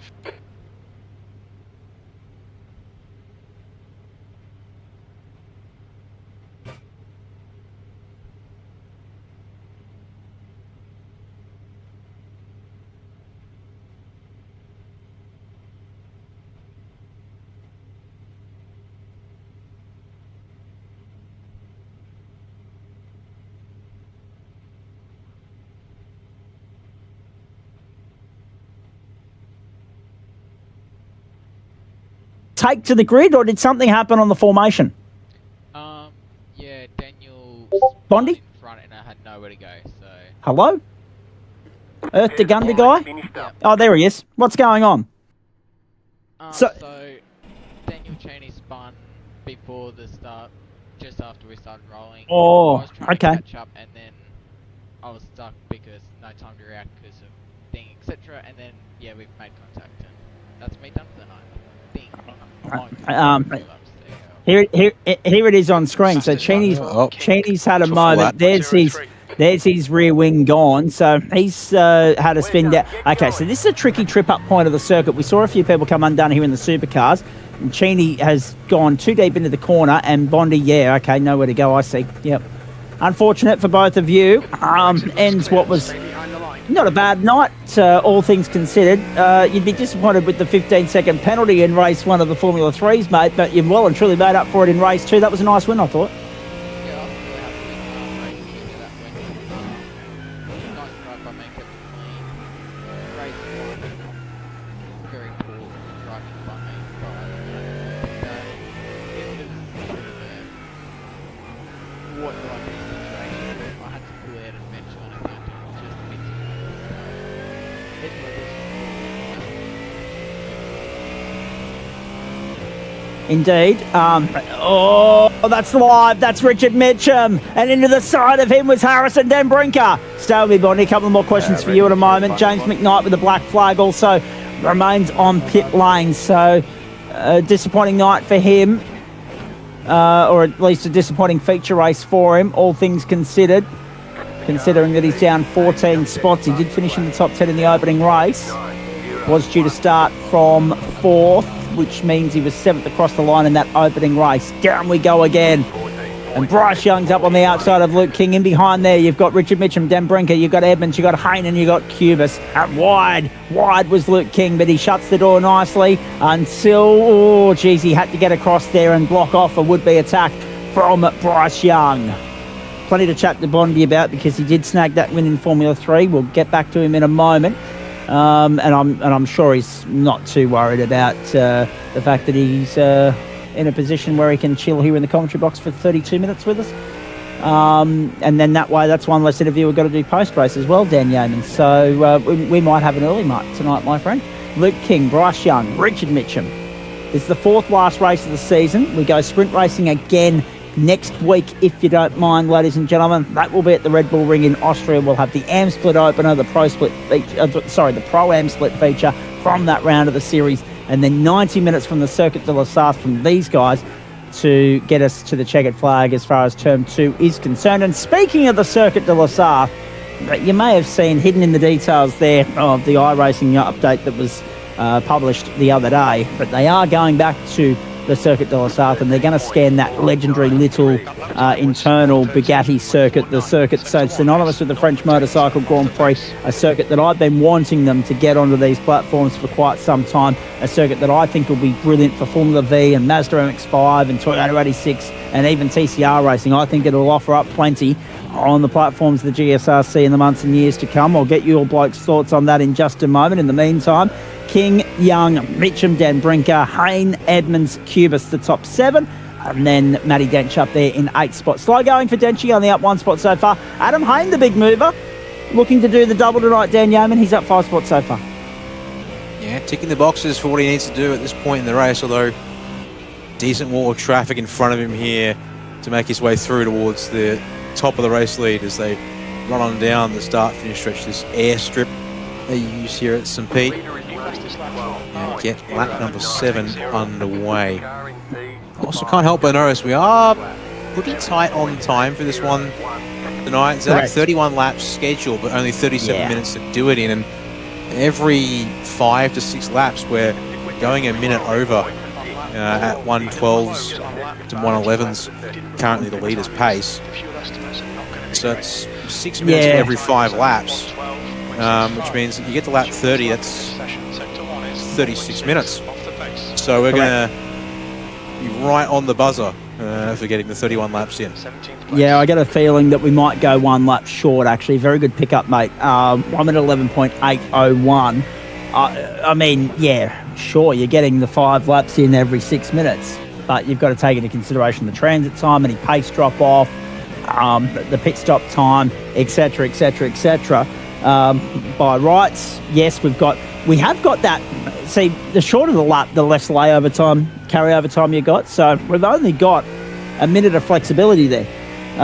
The longest this race can go is about 38 minutes and 10 seconds instead of the 37. But yeah, you're flirting very much with this being a 30 lap affair rather than 31. As we get closer, we'll keep analysing that. We're on to lap 8 at the moment. We're only a quarter of the way through that. Luke King, Bryce Young, Richard Mitchum, Harrison Denbrinker, and now Adam Hayne make up the top 5. Good pickup. We'll watch it closely. Obviously, this is the first time that we've brought GT3 here, so the first time we've had a chance for Adam Lavis to crunch the numbers with regards to making this a lap sprint race as opposed to a time certainty. And if it's going to be an issue for the guys in the pro split, I can imagine the Pro-Am boys and the Am boys running into similar drama and trouble there. They may go 30 laps as opposed to 31. And I guess the other predetermining factor here is Harrison Denbrinker lines up another move on Richard Mitchum, but again, Mitchum defends on the run to the final corner, and now Denbrinker's got to get on the anchors and fend off Adam Hayne. Adam Hayne is the pace setter at the moment, as Bo Cubis and Daniel Evans decide to pit early and get out of that freight train. They come to pit lane at the end of lap 8, so that's a 24-lap run home for them, or 23-lap run home for them, all things considered, in the next 27 minutes of play. There's 10 minutes gone now. Lap 9 of 31, 23 to go. Long run home for them. Mitchum still on the defensive. Denbrinker with the big sand. He's too deep. He's too deep, surely. Oh, he did want to pull it up, but not without losing 2 spots. Denbrinker back to 5th. Hayne up to 4th. Hayne the pace setter, but he's not going to be able to maintain that 1 minute 11 pace while ever he's stuck in traffic. So you've got to take that into consideration as well. 1 minute 12 is about where the pace is at the moment. 5 times 12 is 60. So yeah, 5 laps in every 6 minutes at the moment. So keep your eyes peeled on that lap totem pole. Bondi has got back out there, so that's good to see. But again, it's only for mere classification and securing points. He is 3 laps down. He wouldn't want to get involved in any trouble, though, because race control won't view it too favourably if it's a lap traffic competitor getting implicated or caught up in any incidents. Here comes Richard Mitchum to pit lane. He's like, I've had a gutful of this. The only thing that works for Eli Donaldson here, Dan Yeoman, is that he's still got 1 drop round at his disposal. He'll burn that tonight. He won't have anything to rest on over the next couple of weeks. He'll need to be back on grid next week if he's any hope of retaining his aspirations of back-to-back titles. Oh, he's been put on notice, as you said, so time to see what he can do with that. What he will choose to do with it in that situation is just tracking these battles here. Cole Janes, Paul Rogers together for P6. That was a little exclamation of something.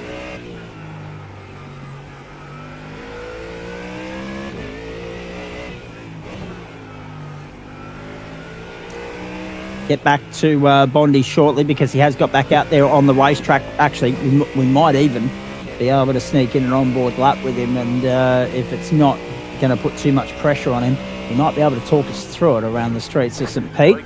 A circuit that we're so familiar with, but at the same time, thank you, mate, at the same time, we're not as familiar with as if we would be if it was a Formula One venue, for instance, because there's been that whole, measuring contest over the last couple of years between people who are like, I'll watch IndyCar, but only on the highlights because they're free on YouTube. Bugger Stan, bugger this, bugger that. Everything should be on the one streaming platform.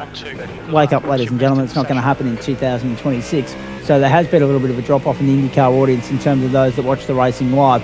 And it was interesting as well, Dan, over the last couple of weeks, to gauge the interest from the membership here when talking to individual drivers about whether or not a lot of them hadn't yet brought the circuit up until the supercar round, and there were still guys that hadn't yet brought it when we spoke to them about it in relation to the Porsches coming here next week, and even GT3 this week. So it's good to see that there's been a bit of an uptake on the circuit, but still we're not at the depth of the grid size that we would normally associate with the Pro Split. So there's still a couple of would-be members that haven't yet warmed to the idea of opening up the pockets and forking out for some Pete.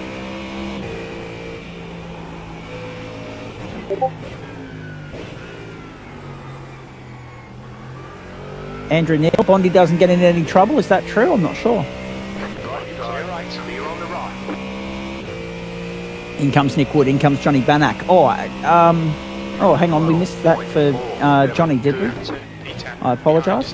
James McKnight's been in there for 11 minutes 54 seconds, but Johnny Bannack on pit road at the end of lap 3 and has been there for 9 minutes 49. I apologise. That's an oversight on my part. I didn't see that. Bondi's still out there moving up the field with every retirement that unfolds. He's dropped down into 17th spot. Nick Wood just ahead of him. Wood comes out having pitted behind Wilkinson, Dagan, Page, Edmonds, Cubis and Mitchum. And now we've only got the top 9 yet to stop, and we saw a little bit of this in the supercar race here a couple of weeks ago as well, Dan. A lot thinner spread in terms of a lot more range between the earliest pit stop and the latest pit stop. We're not seeing big clumps of drivers arriving on pit lane. Bryce Young's just headed onto the tow rope, so that's not a good sign for Bryce and the Porsche. And Cubis did well to keep it off the wall there as well. But yes, a lot more leverage being given here as we see what happened to Bryce Young. He's ended up in trouble here. Did Dan Brinker get into the side of him? No, but Dechi might have.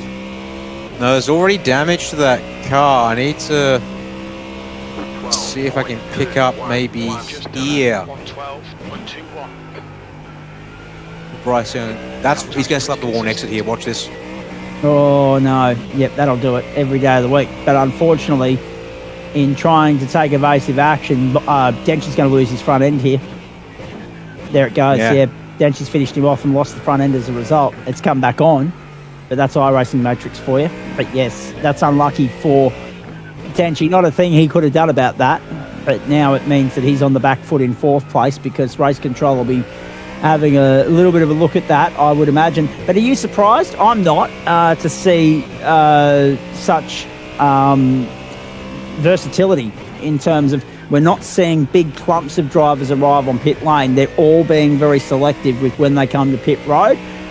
Some on lap 7, some on lap 9, some on lap 8, some on lap 11. And then it'll be interesting to see what the leaders do, because I think there's something to be said about the importance of having a little bit of clear air around here. You know, if you think you're being held up at a track like this and you can slot into a good spot with the pit stop, now you'd be able to make up some solid time if you're then able to execute cleanly and accurately after said stops. The only issue really is that Mitchum stopping on lap 9 has just kept ahead of Cubis, who though is faster on the last lap, so we'll be closing up on him again. Cubis barely ahead of Edmonds. They stopped at the same lap, so those are two guys that came together. And then you've got Page a lap prior again, but he's further back here on his own for the moment. Jonas Dagan, there's De Brinker is slow, and I think De Brinker has found trouble down here into this backstretch section. Yeah, there he has. So De Brinker's charge comes undone for the second time in this race. Too wide earlier in the piece, sacrificed 2 spots on the racetrack, and too deep again. Characteristic trait of his night so far. Blue flag. Yep, gets it fired up nicely, but then I think, it melted the tyres there with that little traction control off switch moment to spin it. And he's asked too much of the car in return. He'll head straight to the pit lane once we come back to him live here, but that's costly time. And then if he wants to have a competitive stop, he has to come in and do fuel only, so he's not going to get any relief on the tyres either in that same measure. Oh, and then he no! So and that's James McKnight parked on pit road like that. Yeah, not ideal. What's going on here? He's in his pit box. Yeah. But why is he parked like that? He's just chosen to do that. He's just chosen to do that. It's a signal of how done he apparently is. how fed up with it he is. He's got to be careful there, Harrison Denbrinker, not to get the white line on the exit. He didn't. That's good. Oh, the cold tire's gone out. Oh, no. 3 strikes and you're out. But he needs to get out of there in a real hurry. Otherwise, oncoming traffic could have a piece of him. Thankfully, he does. There we go. Back to Adam Hayne, who's found his way to the front in all of this, passing Luke King that last time round. Matty Dench third, Kyle James in fourth, Paul Rogers is fifth, Alan Dawson to pit road. Just 6 cars left on the track yet to stop. There's a very intriguing St Petersburg round of the Waste Options GT3 Series continues to play out for you.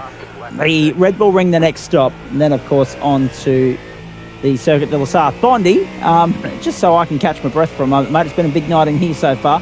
Next time through, when you come around onto the final corner, we might jump on board and go for a lap with you, unless, of course, the leaders come to pit lane, in which case we'll need to keep an eye on that. But I do want to get an onboard lap from you. You don't have to give us great detailed commentary with regards to all that, but I do want the audience at home to get a feel for what it's like to go for a lap around the streets of St Pete. That was a lot of curb taken by Adam Hayne that time through, but it didn't trip him up.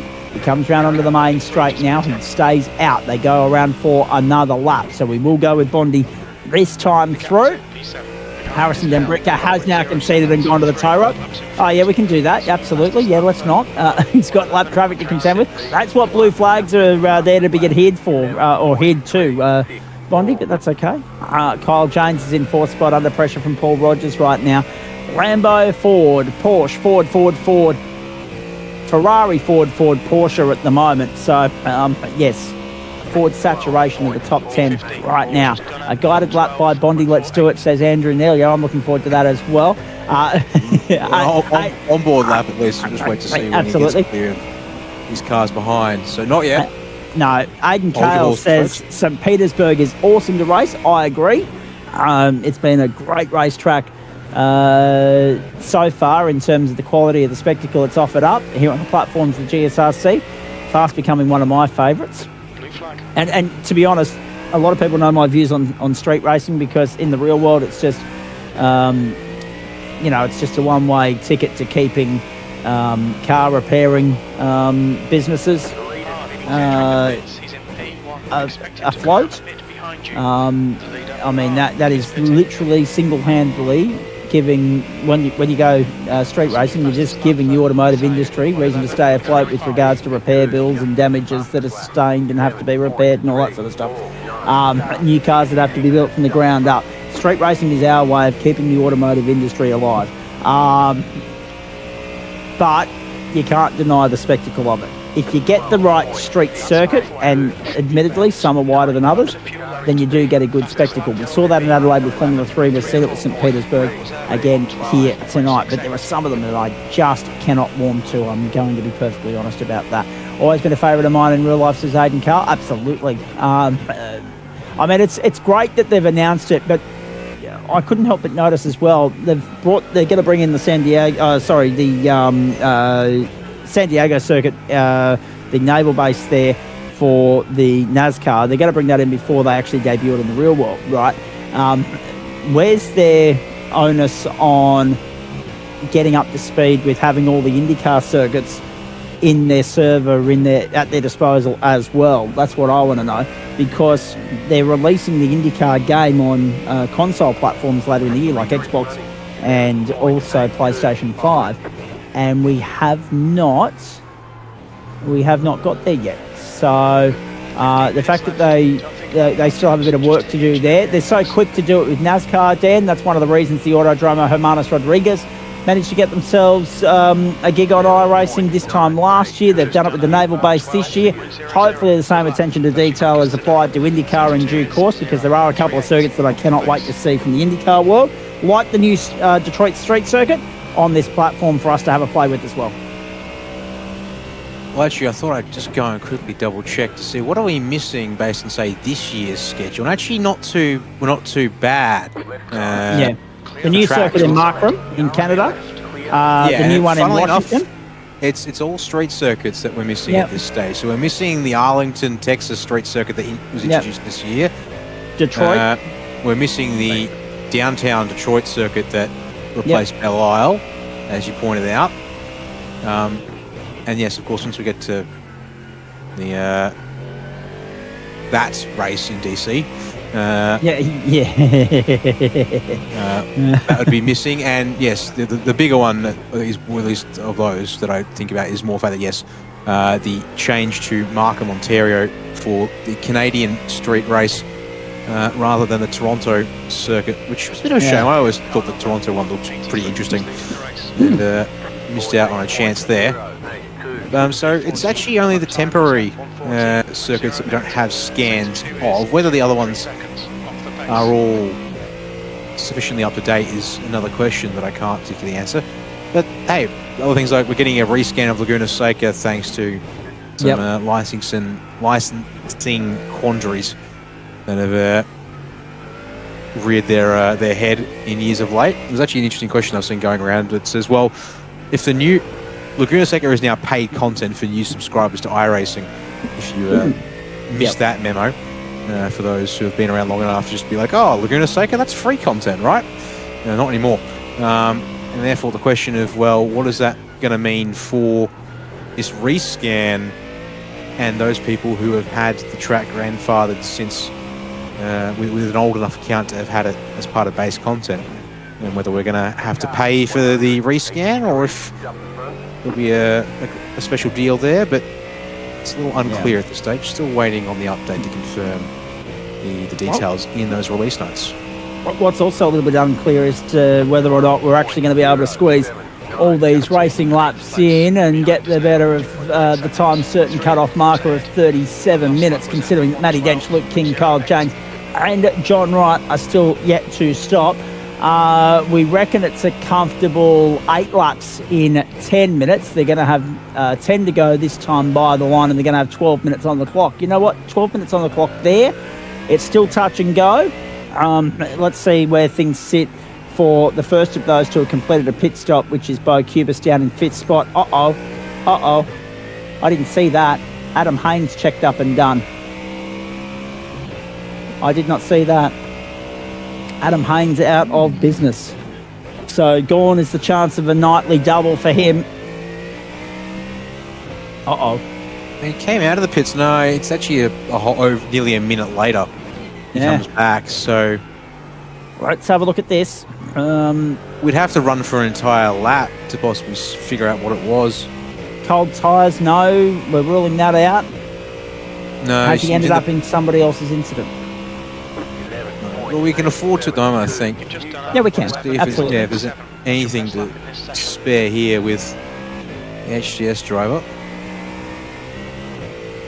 So this takes him out of business, and which is a shame as well, because the Lambo had a solid run in race 1, got the job done there, and in race 2, it's all gone pear-shaped. Let's have a look at this through the back section of the circuit. He's touched the wall there, I reckon. Scraped that, but then through the left,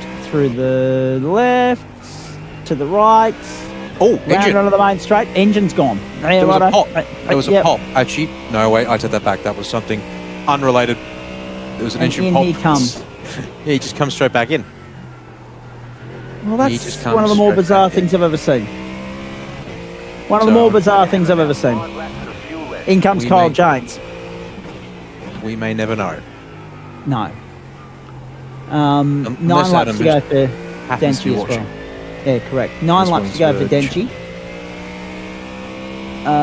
Luke King, John Wright, Bo Cubis, the next 3 on the racetrack. Cubis has just come across the line there, and we still had 10 minutes on the clock. I reckon we're okay here. I reckon we're okay. Because as you say, that we're in the 1 minute 11, so that means that we're getting 4 laps inside 5 minutes, which means we're getting 8 laps inside 10 minutes, which means we've probably got maybe 13, 14 seconds up out of sleeve to get the job done.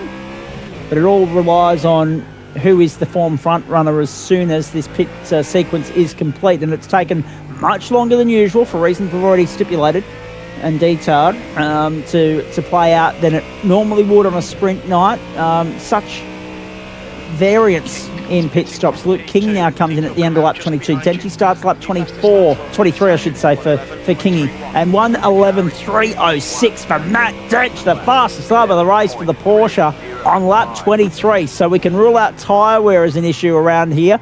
Based on that, Kingy comes in. John Wright continues on. He'll go to second now for the time being as King makes his way through the pit sequence. In comes Cubis to turn 1. He'll go to third. Mitchum to fourth. Edmonds to fifth.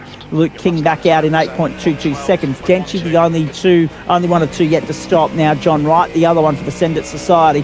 1:11.306, the fastest lap of the race. Johnny Baddock, James McKnight still sitting on the tow rope helplessly. Daniel Cheney out of business. Bryce Young out of business. Harrison Denbrinker out of business. Adam Hayne out of business.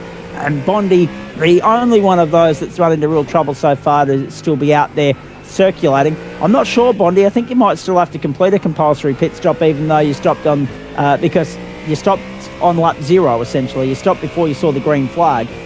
So I'm not sure how that's going to go for you. But then again, when you're the last of the runners and you are by 3 laps, if you can run it home, just do it, because a 45-second invoice isn't going to make a rat's rodent's rectum of difference to your finishing position. Exactly. Oh, okay, then you've got to come to the pit lane anyway. May as well do that, and then we'll try and take an onboard lap with you once you're done. In the meantime, because I haven't forgotten about that, in he comes now. There he is. Very nice. Following instructions for the commentary box is C-Bond. And we can now try and make more sense of this, because Matthew Dench and John Wright are on the lap 25 of their stint, Dan Yeoman. They are punching out some really good numbers on the fuel front here.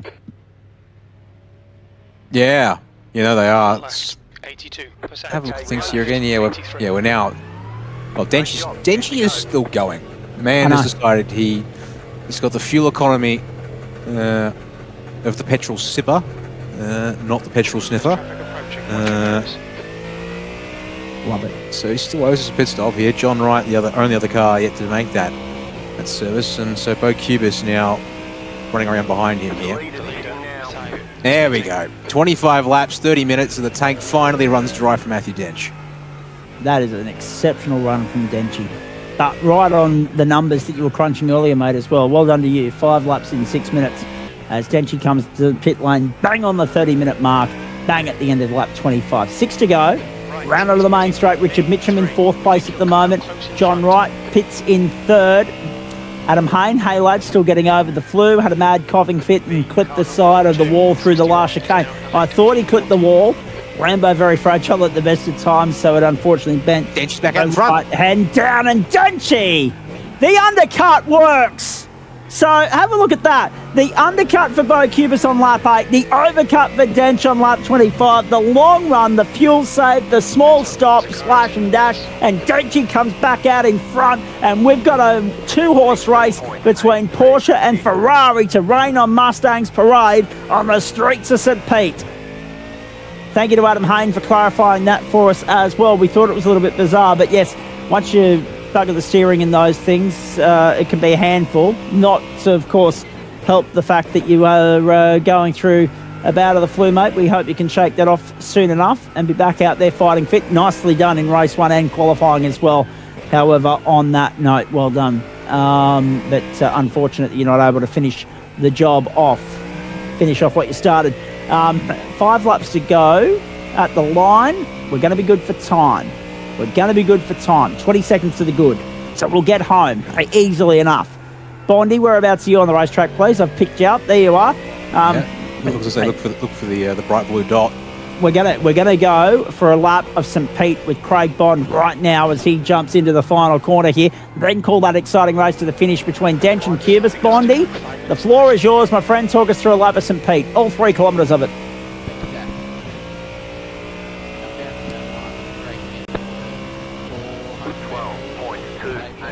Good consistency. Keep on coming. Your lap time was 1:12.28.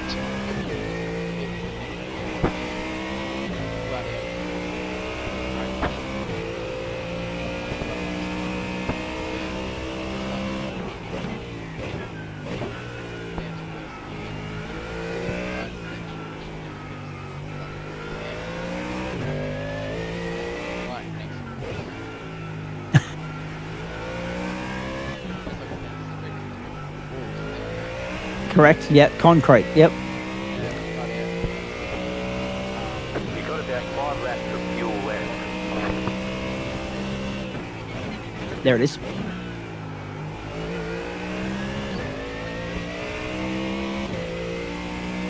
So do you ride the Rebel Strip through that one or not, Bondi? No. No. So best to stay clear of them.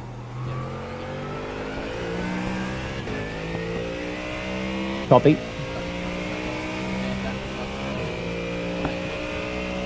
Done in about 71 seconds. Very nicely done, my friend. I had to scoff there during that lap because Andrew Neil, as soon as we were through to you, said, don't bin it, Bondi. Trying to put the mocker on. I love it. And Neely, back from another week off, will be in the booth with us on Thursday night for the Porsche Cup, which is coming to you, of course, from the Adelaide Parkland Street Circuit. Johnny Baddock, Mechanical Meatball. James McKnight, the black flag on your totem pole there. Not that they are factoring in the equation any furthermore. They've been on pit road for 32 and 30 minutes, respectively. Denchi comes to the line. We've got 3 to go. 3 minutes on the clock, 3 laps to go. We are just good for time. A little bit of overtime required to get us into the 38th minute to get us to the end of that 31st lap, but we're going to do it nicely in the end. Denchi the leader. Bo Cubis giving good chase. 0.5 of a second the margin. And that goes to show you just how hard Denchi's going to have to work for this one.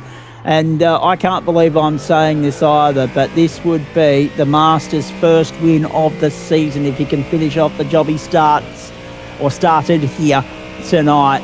If he can get the job done, his first win of this GSRC GT3 Pro Series campaign with thanks to Waste Options. And it would be a return to the top step of the summit that we've all been looking forward to because he's been out of the cockpit for a while. He won 13 championships on the trot. Had a little bit of a sabbatical. He's back in business and he's back in championship contention. There are just 2 rounds to go after this one, and Denchi cannot be taken out of the discussion of championship consideration just yet. Cubis bowls it wide onto the final corner, and that gives Denchi a little bit more of a bit of breathing space there with 2 laps to go as we cross the line. And that is not yet job done for Bo Cubis, but he cannot afford another little mistake or slip up like that. Denchi with a slight little buffer to play with, but he also cannot afford to rest on his laurels here. 2 to go in Florida. Then I want to pick apart the recent iRacing announcements from you pair as well before we let you go, and we'll ask Bondi about how he feels about next week in the Formula 3s on the back of what was no doubt a satisfying second race drive and win there for him. You've already heard from him regarding that.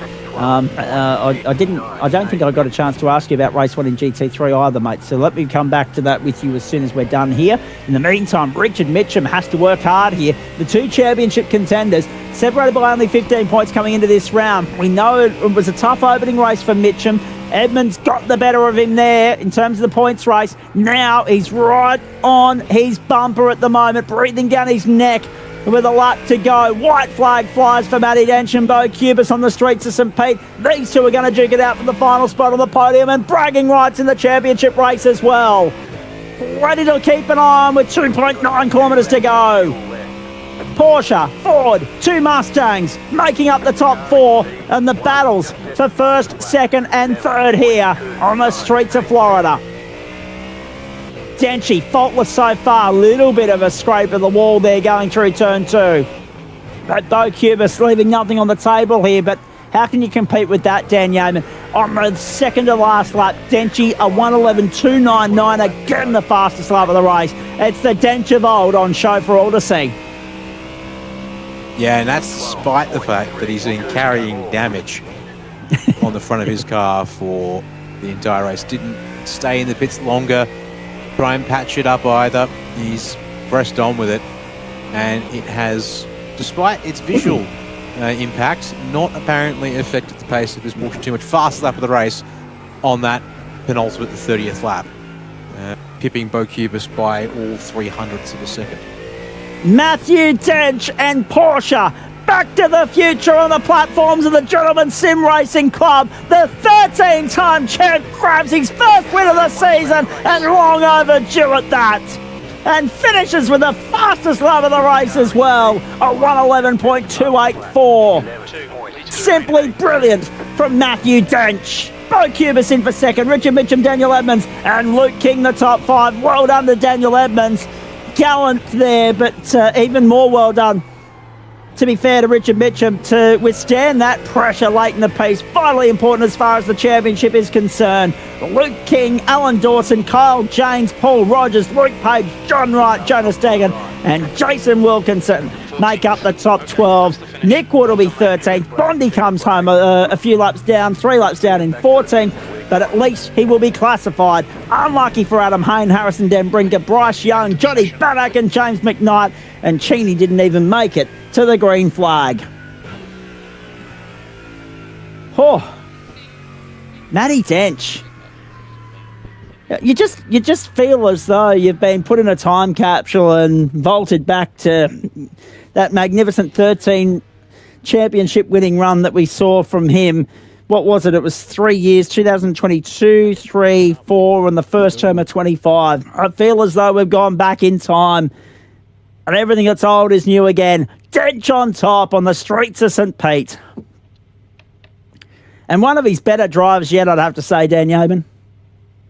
Yeah, that's certainly the kind of performance you would expect from someone with a track record like his. And very much that's the kind of race that helped develop that kind of a record there. So, apart from that little scuffle, which wasn't even his own creation, it was just being the man on the scene after... Forgive me now, I've got to remember which driver it was who got loose through that back chicane. Denbrinker? Might have been.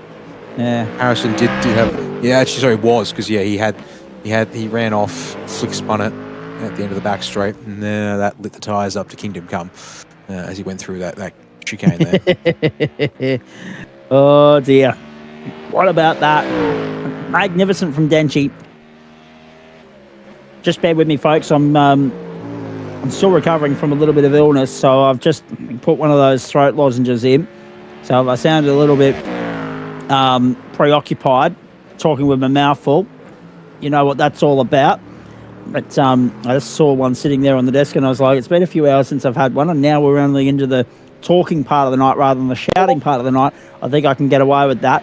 Well done to Matt Davis. Matt Dench, I should say. Dave D, 1582. That would be Dave Dench, of course. Sliding into the chat thread there to say well done to Matt as well.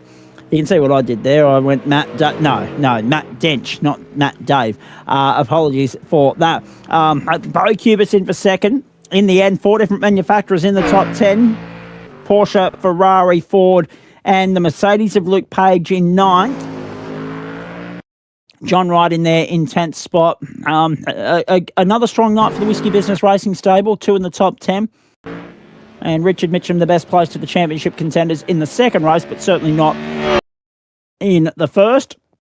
And Bondi, I think your best place to make a comment on this. Again, that whole no fast repair to fall back on becomes a pertinent talking point whenever we go street racing. I mean, obviously, if it was the real world, you wouldn't have that luxury or leverage either, so it's only fair if we're going to try and replicate or give you as close to the real world experience as we possibly can. You don't have that fast repair to fall back on. And again, it proves to be the difference for some people, not least you, Johnny Bannock and James McKnight and Daniel Cheney. I just need to get better, eh?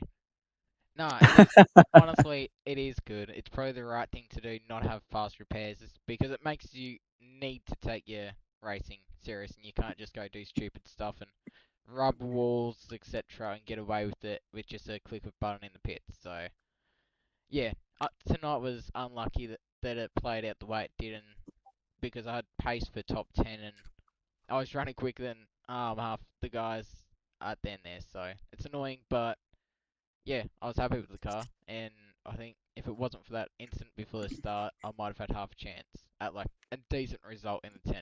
Definitely in the 10. Maybe the back. Right, Very nicely done. Just waiting to see if anyone's going to grace us with their presence in the green room here too, boys. Very, they're very slow on the uptake there. As we try and make sense of all of that. Not really too much to take out of that, apart from that championship points race, which now looks a hell of a lot more interesting with Eli Donaldson having no fallback over the next 2 weeks, Dan Yeaman.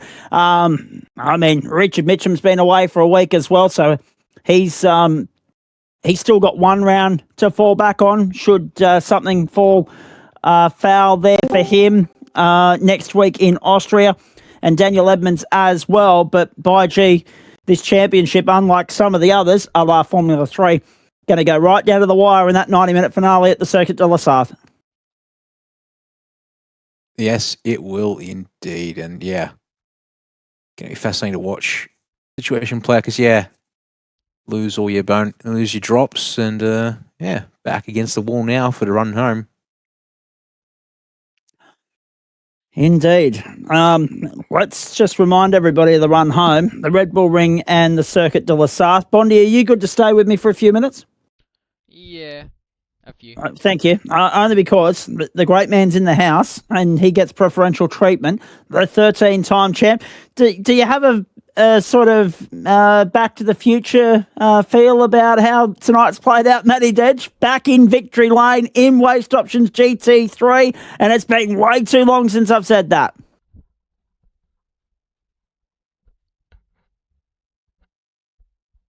Denchi, your lights are on, but you're not there. I can't hear you at the moment. We'll let you sort that out. We'll come back to you. We'll give it another crack. But I cannot hear at the moment. Just chime in when you reckon you've got the problem sorted, and we'll be right to rock and roll. But have a look at that for a record, ladies and gentlemen. It's the envy of so many of this club, and it's actually what they strive towards. It's been, as I've said so many times in the past, and I'm not one for blowing smoke in any general direction. But when you look at that pedigree, that record, that CV, that's what everybody strives towards, and that's why we've seen such vast improvement in the quality of the spectacle and the drivers and everything else in this club over the longest course of time, because they all want to be the next Matty Dench.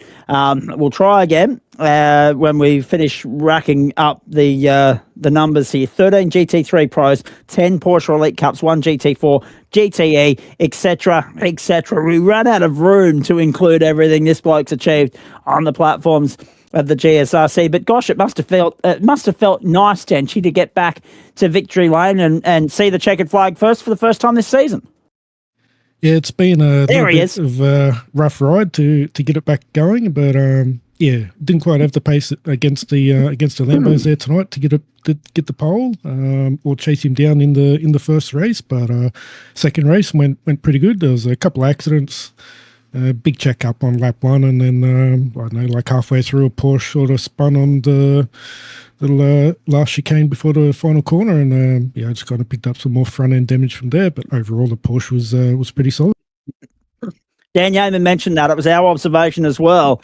The front end, yes, there was a little bit of damage sustained, but it didn't seem to hurt you in any way, shape or form. No, it's all pretty like low speed, low downforce kind of corners. So yeah, you don't need all of the front end downforce. So we got away with that one. Indeed. You mentioned the downfall of Adam Hayne in that second race. So, pertinent talking point in all of this, right? So, Hayne obviously had your measure in qualifying in race 1. You were a clear-cut second throughout the course of the night, +8 on track in that second race. So, a first and a second for the night. Round honours as well. It's been a long while since we've said that in relation to you, Denchy. I mean, a couple of weeks ago, you did get the round win here, tied on points with James Scott, of course. But that was bonus points and fastest laps and all that sort of stuff working into your favour as opposed to James. 103, he was clear-cut first across the line. You were second, but it must be nice to win a round outright and by being the first past the strike at one point in the evening as well. Yeah, well, I guess we could say we won a round, but then James wasn't here to contest it, so we'll have to see next time he turns up. How are you enjoying that variance in the grids week in, week out. We've never seen anything quite like it, mate. 1 week Eli Donaldson's not here, 1 week Richard Mitchum's not here, then James Scott's not here.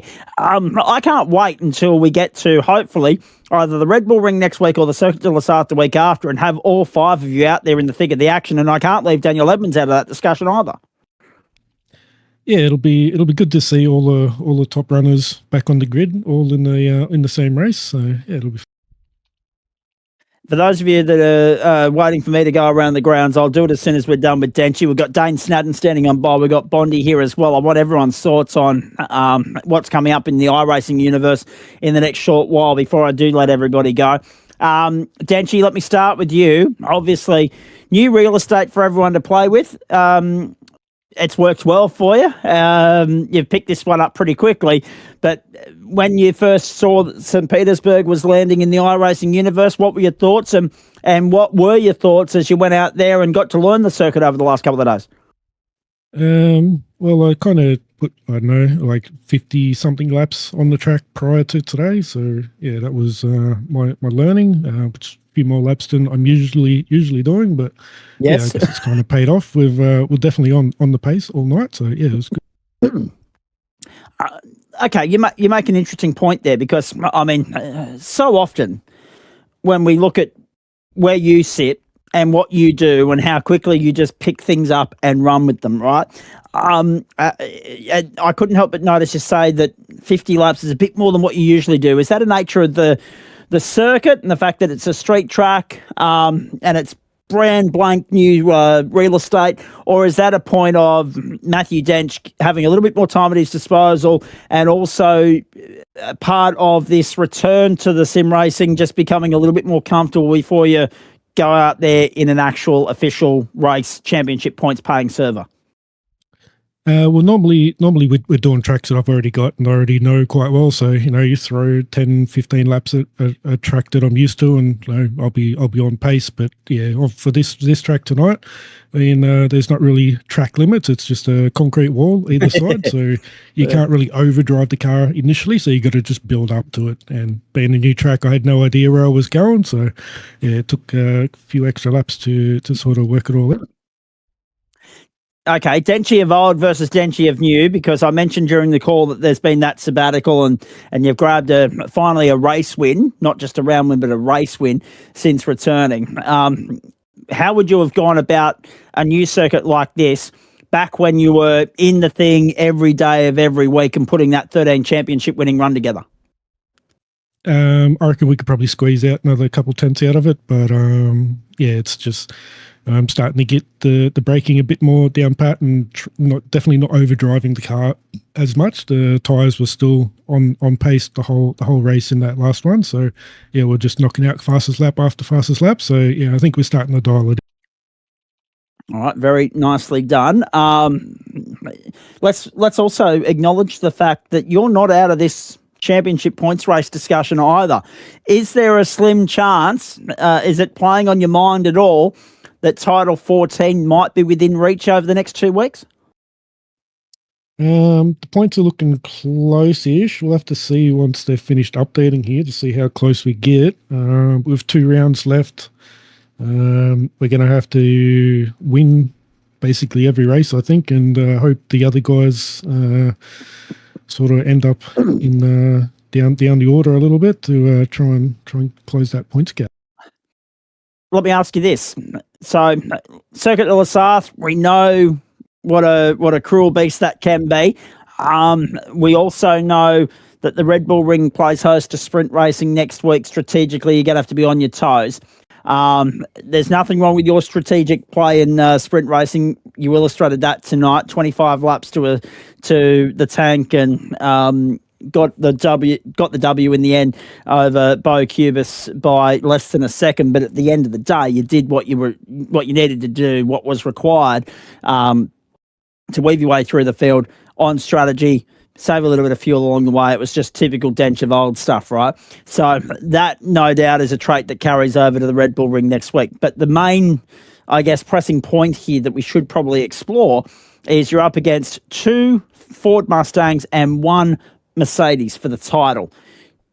Do you have, and Sean Benici just informing us that we're going to have wet weather to contend with next week at the Red Bull Ring as well. Thank you for the heads up on that, Sean. Do you have the strongest package, the strongest car over the next 2 weeks? And if not, which one are you more fearful of, Eli's Mercedes or the other two in the Ford Mustang? In terms of trying to get a round win, I believe the Ferrari is the car to beat. So if James turns up in that, then we're probably going to be finishing P2s. But yeah, I think if we just play our cards right and just drive it nice and calmly, I think we can at least finish in the podium. Hopefully in front of the guys ahead of me in the championship. Wet weather's the great equaliser. How do you feel about the prospect of wet weather next week? I mean, would you prefer dry, or have you started to warm to those wet weather races a little bit more? I actually quite like the wet. It's very, very challenging, very entertaining. I feel like the Porsche does quite well, especially on exits for getting the power down. So, yeah, if it's wet, both the next 2 rounds, it'll be probably ideal. All right, very nicely done. Dan, have you got any questions to throw Denchi's way here? Because I can't help but feel that was as good as we've ever seen from him, and it was a taste of the old, whilst also being a little bit of the new age because of the new contenders that he's up against, and also, of course, the Porsche as opposed to any of the number of different categories and cars that he's raced in over the course of time. There was a lot of the old about it tonight with a touch of new as well. I'm sure you got a question to throw his way. Well, funny you say that, because I think at this point you've covered off most of the important ones from tonight. And so I can't actually come up with something that needs to be discussed, whether it be tonight's race or the last couple of races coming up here for this season. All right. I was hoping you would, because I was hoping to have a mouthful of fluid here. Just bear with me 5 seconds, folks. Denchi, let me ask you this, right? Because you've acknowledged the Ferrari of James Scott and how dominant he has been when he's been here in the last couple of weeks, and the facts and stats don't lie. He is a cut above, right? Do you reckon that race result plays out a little bit differently and goes against you if it's him chasing you and not Bo Cubis? Because Cubis put up an almighty run and you were on completely opposite strategies. He stopped at the start of the pit window and you stopped right at the end of it. Yeah, I was kind of thinking to pit early as well, but I wasn't too sure if I'd be in traffic or not. But yeah, viewing that Ferrari is really fast. So I think James has probably got a little bit more than him. So yeah, it would have been pretty close, I think, in this race for this track. But yeah. And of course, there was one moment there where he bowled it wide at the start of the penultimate lap, and I just thought at that point that was yours to lose. And you set out and proved it. Now, we've got Dane Snadden here as well, who is flying high in the Ferrari of late, and Bondi here, who's, of course, been tearing around in the Mustang. Put all that to one side for a moment. Dane, I'm going to ask you about your race in a moment. Bondi, I'll come back to Formula 3 and also race 1 at St. Pete with you. But while Denchi's here, just want to have an open table discussion with regards to what you guys made of the patch update that's coming and the content notes that were dropped by iRacing last week. Lots of like in that. Denchi, another street circuit to learn with the San Diego Naval Base, of course, where NASCAR's going to be in a couple of weeks in the real world. That'll be a new circuit for us to play with in the sim world before too long. A little bit to like there if you're a Formula V fan like I am, with some new Vs on the way. A little bit to like there with regards to the way in which they're working towards rolling out separate start procedures, separate pace cars for different classes in multi-class racing and all that. Not much to really look at from a GT3 standpoint, apart from potential BOP updates that are coming in. But have you seen the update? What'd you make of it? I have not seen it at all, no. All right, moving right along then. Stay there, Denchi. Come back to you in a moment. Dane Snadden, good evening to you. What did you make of the patch update notes that dropped last week, or have you not looked at it either? You got me there, boys? Yeah, I do, mate. Go for it. Yeah, sorry to disappoint Zach, but I'm with Denchi on that one, mate. I was actually just sticking in a quick Google search before you said that to me to try and sound a little bit smarter than I was, but you got to me too fast there. Sorry, Zach. Yeah, well, that can be, you can blame partly Denchi for that because he didn't have anything to offer up. Bondi, help me out here. Have you had a look at it? Because if you haven't, I know that Yeaman has, and I wanted to throw a couple of questions his way as well. I've had a very quick skim over what's coming next term, and I don't know. I can't wrap my head around it. It just sounds like there's more going to be changes to each car with ABS, TC, and stuff. But I feel like the real solution is we need bob updates per track just so we have even cars. But that's iRacing's department. I'm not going to argue. Fair enough. And in saying all of that too, when you talk about ABS, traction control, all those things, whenever these updates are made, as Denchi can well attest to, the onus is on the drivers to not sit there and moan and groan about it, but to get out there and see who can master those little idiosyncrasies and nuances that have been thrown at you. And Denchi, more times than not, has been able to master them ahead of the rest of the pack. There is one little bit of detail there that I didn't mention in all of that, which I'm going to come back to you on in just a moment after I've gone to Dan Yeaman, because so intense and action-packed has this night been that you and I haven't really had a lull in proceedings in which to explore this in more detail earlier, mate, but I know you pay close attention to it, and I wanted to get your thoughts on it as well. There are a couple of things there that really excite me. What stood out for you? I will admit this season's update coming is a little, for me, light on things. I mean, yes, we do have cars. We do have BMW providing us the next generation M2 to replace what we currently have as a free car on the service. We have the update to the GTP, BMW hybrid getting itself the small nostrils rather than the big ones with its Evo package. We have the Formula V body shells coming a la the street stock. So, folks, you can have your free V, but if you want something that looks different, you can pay for 2 new body kits there. That's the main car stuff. There's some minor stuff with the Indy car and the Porsche Cup car getting some minor configuration updates. If you are an oval racer, there is a reasonably big one. Mind you, you have to be down in the weeds racing the modifieds on ovals. They've apparently been given an overhaul, and so that's kind of it. Because then you've got the Laguna Seca rescan, the Naval Base Coronado, or as it's apparently going to be branded Qualcomm Circuit. Those are the 2 new tracks for the update. And then you've got some tweaks to Oschersleben, Mackie Core. Oran Park is apparently getting a graphics rerun. That's about all they can do there. Yeah. Chicagoland getting a refresh like most of the NASCAR tracks last year got. The really big thing is the start of Dirt AI, but that's a limited introduction as well. The stuff that interests me actually is the improvements. Of the things we get, because it is a little limited, is actually the improvements we get to the Sim UI. If anything else this season, the addition of a track map as part of the in-sim UI options, as well as a fuel calculator, which is quite apparently going to be customizable and configurable. So those are kind of the bigger things. There's interesting stuff like, as has already been said, the multi or pace cars per class if you're doing a multi-class race. That's a work in progress, that one. Is promising, but yes, you have to make sure you understand that whilst it's in the dev blog, they have explicitly said they are not certain they can get this ready in time for the new season. It may be delayed. However, they have said the plan is to test it in week 13. So we're hoping that stays the case and we can actually see that in action, because that feels like the first important step. Well, it apparently is their first step in a race control suite overhaul, which I'm looking forward to seeing. So yeah, it's small stuff.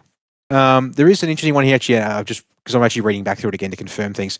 There's an update to networking technology that's used to improve, or said it'll apparently improve your connections to reduce latency and improve stability to race servers. So we'll see if that makes a massive difference for any cast, because otherwise the back half of the dev blog is talking the fact that they're still working on their career mode. The graphics engine is moving along well, but there's no hint of a timeline for that, and there's no actual teasers or releases showing off that development at this stage. We're still working away on force feedback and time modeling, which seems to be also now reliant on working on the multi-threading of the physics systems first to spread out the workload so they can then ramp things up there. So there's a lot of smaller stuff. Like audio is now being pushed back to season 4 as well. If you were waiting on the audio reverb updates, gonna have to wait another 3 months for those.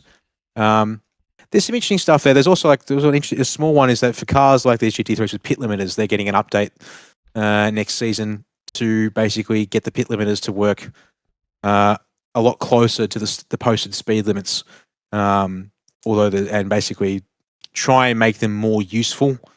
Because of course, I'm sure by now, even here, those will know that the fastest way down the pit lane is to actually not use your pit limiter when you have one and flirt with the speed limit that iRacing posts, because you can push it a little bit. There's a margin of error they permit. So supposedly the limiter will be better and closer to the speed limit, and there'll be less tolerance for full speeding in the pit lane going forward, starting with season 3 in the cars that have those limiters. So for me, it feels like we're putting in there's a bit of stuff here. I am curious about Coronado, the naval base circuit. Supposedly, it's actually a very long circuit for a straight track.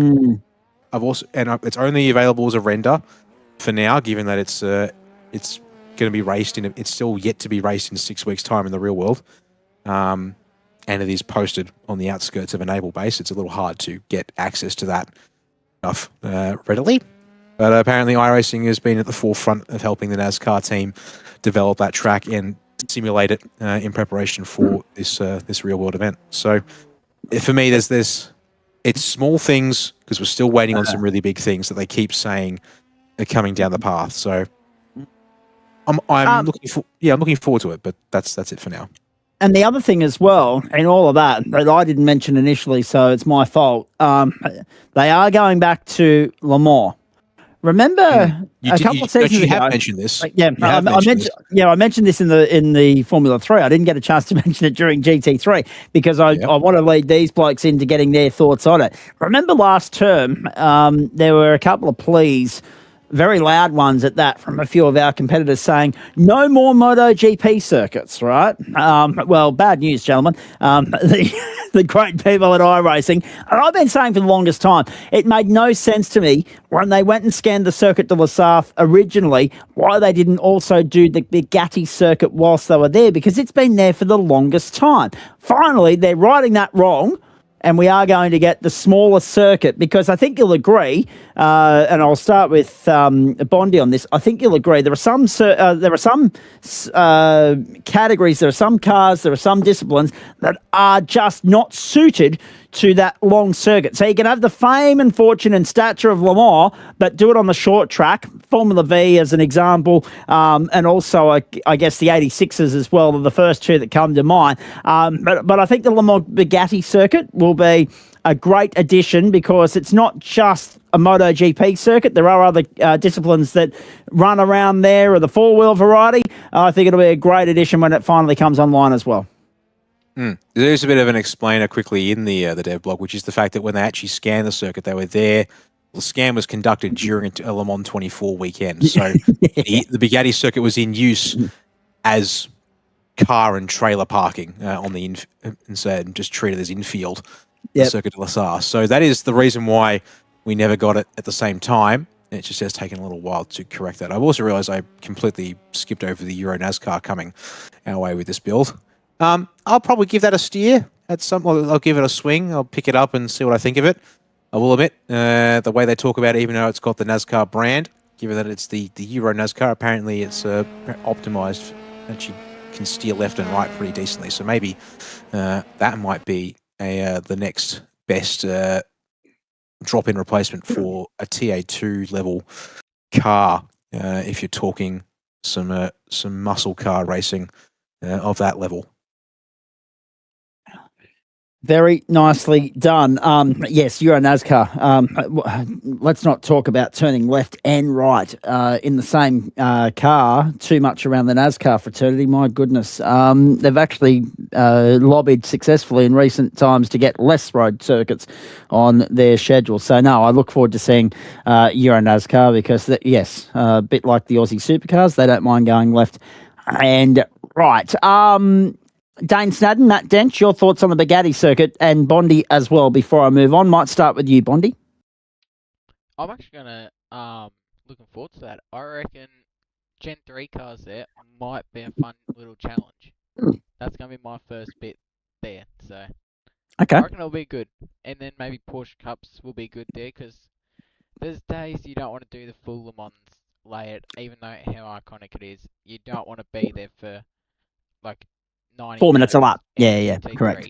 You just want to go to Le Mans, have a quick little race like any other track, and it might actually provide good racing. Hard to argue with that assessment, Dane Snadden and Matty Dench. Yeah, seems pretty accurate.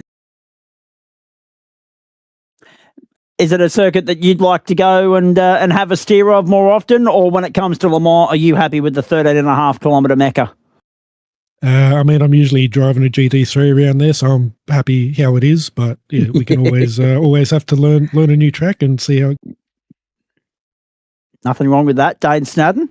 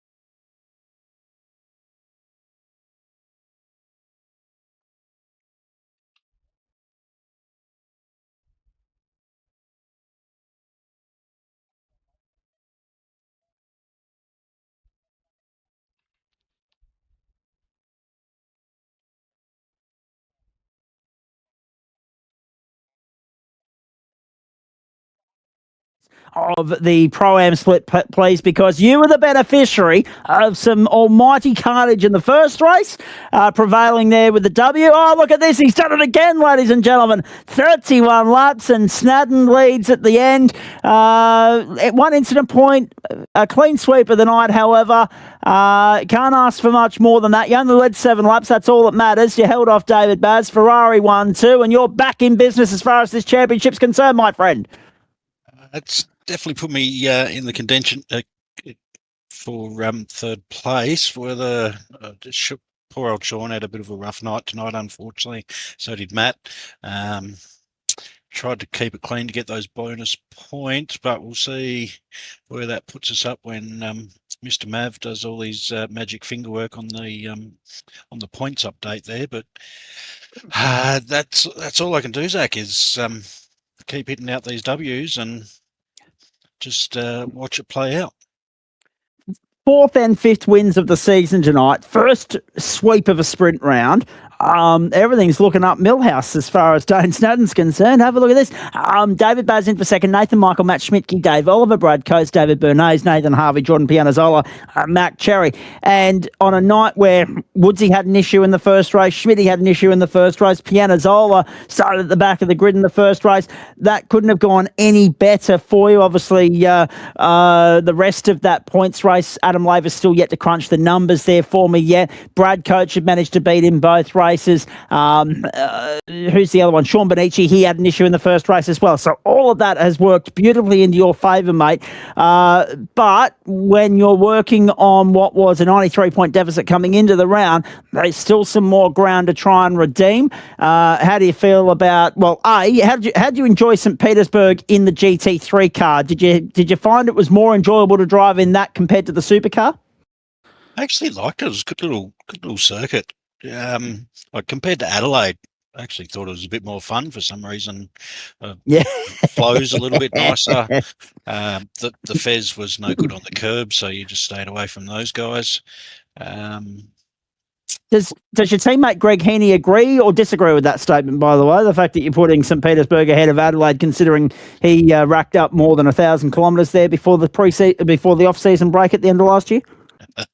There's some things you don't divulge to Greg, and that would be one of them, I reckon. There's that. It's all right, I'll do it on your behalf on Wednesday night. Keep going. No, but just, I don't know, it was a nice little flowy track.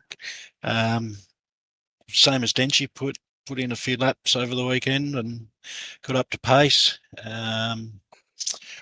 Worked on qualifying pace, which has been pretty poor this season. Obviously, I haven't really been putting in many laps until the crunch time, so getting close to the end of the championship, but worked on that. So as you saw, I think it was a 1:11.111 for P1 in qualifying there, so I was pretty stoked with that. Just hit braking markers, corners, and as you said, Zach, watched it unfold behind me. Indeed, and I guess that's probably one of the more pleasing things for you, Dane. You certainly don't want to win championships that way, and you certainly don't wish that misfortune on your immediate rivals there. But at the same time, on a night like this, new blank real estate for everybody, first time here in these cars, for you to be out of the trouble and able to capitalise on their misfortune, you've got to take those opportunities with open arms when they're presented to you, and you certainly did that and then some. That's a big talking point in team chat this week. Clear air, being out in front, getting in the mid-pack and getting caught up in other people's incidents. So that was a big point for me to try and get out front and keep clear. Indeed. The Ferrari, it's coming on leaps and bounds. It seems as though everything that's old is new again. That it seems like the car to beat at the moment. I mean, we've had Porsche, we've had Mercedes, we've had Ford all throwing their hat into the ring, wanting a piece of the action. But Ferrari, it's been a formidable couple of weeks between you and James Scott. You're tearing it to shreds. I had that Porsche by me in race one. I think that was Dave Oliver. I can't remember. I was trying to concentrate, but he actually was a bit quicker, but super hard track to pass. So just make sure I hit all my marks. So that Porsche actually looked pretty quick. Obviously, Denchi was in the Porsche tonight. Denchi does Denchi things, so it doesn't really matter what car that guy's in, I don't think. Yeah. To be brutally honest, the Fez has been an absolute weapon of the car all season. Doesn't really matter what track I've gone to. It's been super stable. The guys at the Whiskey Business team with Project X on the side there, they've hit up some really good setups for me.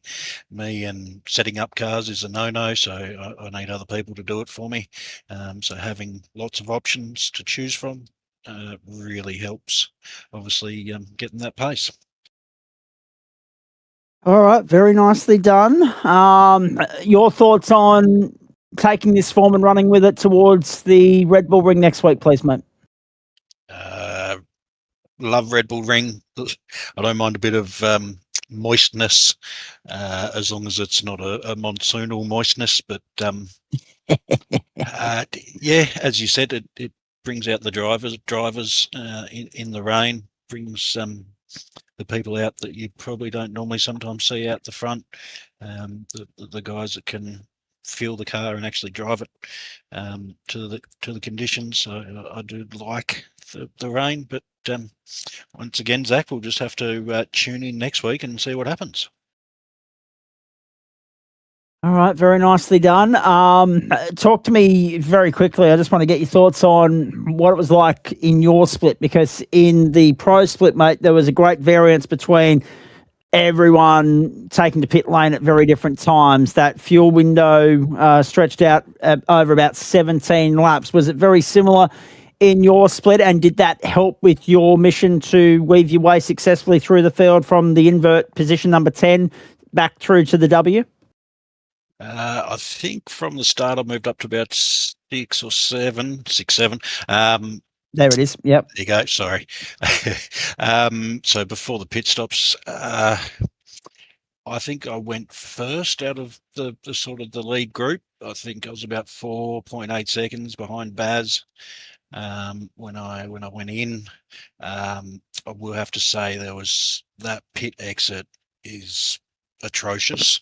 I almost took out Dale, and then I almost took out Sean, and then I think I almost took out Nathan just from the pit exit. So, yeah, I pitted early. Normally I split it down the middle, but I had to get out of the traffic. They were slowing me up a little bit. So, yeah, come in a bit earlier than everyone else and got a bit of clean air and hit some consecutive laps, which was nice, and just managed by like the hair of my chinny chin to get out in front of Baz, which was good, because then I could pull away. Good to see that Dane Snadden's getting all the children's references in for us tonight, ladies and gentlemen. Nursery rhymes, 6 into the number after it. I'm not going to buy into that. Well done to you, Dane, though. Fair dinkum. What are we dealing with on a Monday night?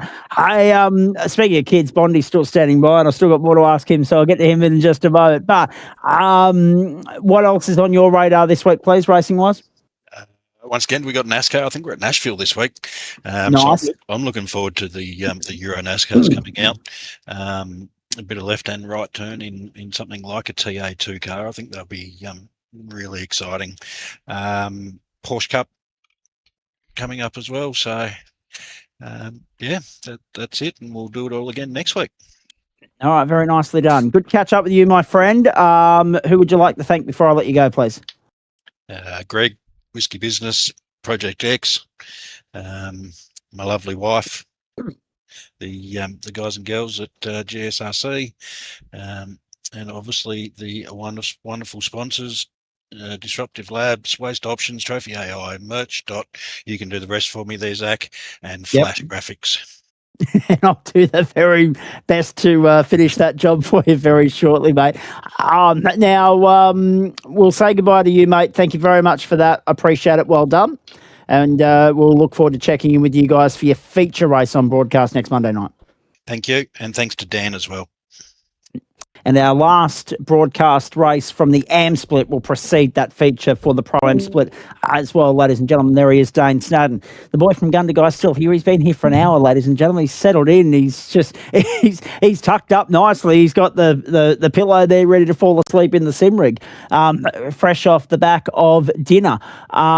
He's just making himself right at home, Craig Bond. We'll get back to him in just a moment. I just want to go around the grounds before I forget. French Open tennis tonight. The order of play there, Roland Garros. Now, if you are wanting to watch any of this beyond midnight, you're going to have to do so via Stan Sports. So that'll be Felix Auger-Aliassime against Tableau. And then, of course, Arena Sabalenka up against Naomi Osaka. That'll be well worth getting up at 4:15 a.m. Eastern Time tomorrow morning for. Don't worry about that, ladies and gentlemen. And, of course, Felix Auger-Aliassime and Tabilo just before that at 1:30 a.m. Already wrapped up today. Kalinskaya over Potapova, the 22nd seed, defeating the 28th seed 6-4, 2-6, 7-6, 10-7 in the match tiebreaker. At the moment, we've got what have we got here? The fifth set underway the fourth set underway, and the tiebreaker between Caboli, the 10th seed, the Italian, up against Savaggia of the United States. Now it's all over. Caboli's just wrapped it up with match point there. 6-2, 6-3, 6-7, 7-6. The scoreline there in 3 hours and 19 minutes. Chawalinska and Parry, the women's singles match is following that. Madison Keys starting very shortly against the 25th seed Schneider over on the secondary court as well very soon. And then you've got also on that other court, Tiafo and Arnaldi there in the early hours of tomorrow morning after the Cerundolo and Berrettini match, which is after the Keys-Schneider fixture. So hopefully we've made sense of all of that for you. What's going on? Roland Garros quarterfinals, of course, starting tomorrow night. You'll see them all on 9. Socceroos and Matildas coming up in action later this week as well. And next week in this time slot, the Australian Swimming Championships getting underway as well. Dan, you mentioned earlier, before I go back to Bondi, the scope that we've got with the IndyCars, right? What they haven't already got, the street circuits and whatnot. The thing I love about where we're at in life at the moment is there's a big vibe on nostalgia and revisiting the stuff of old.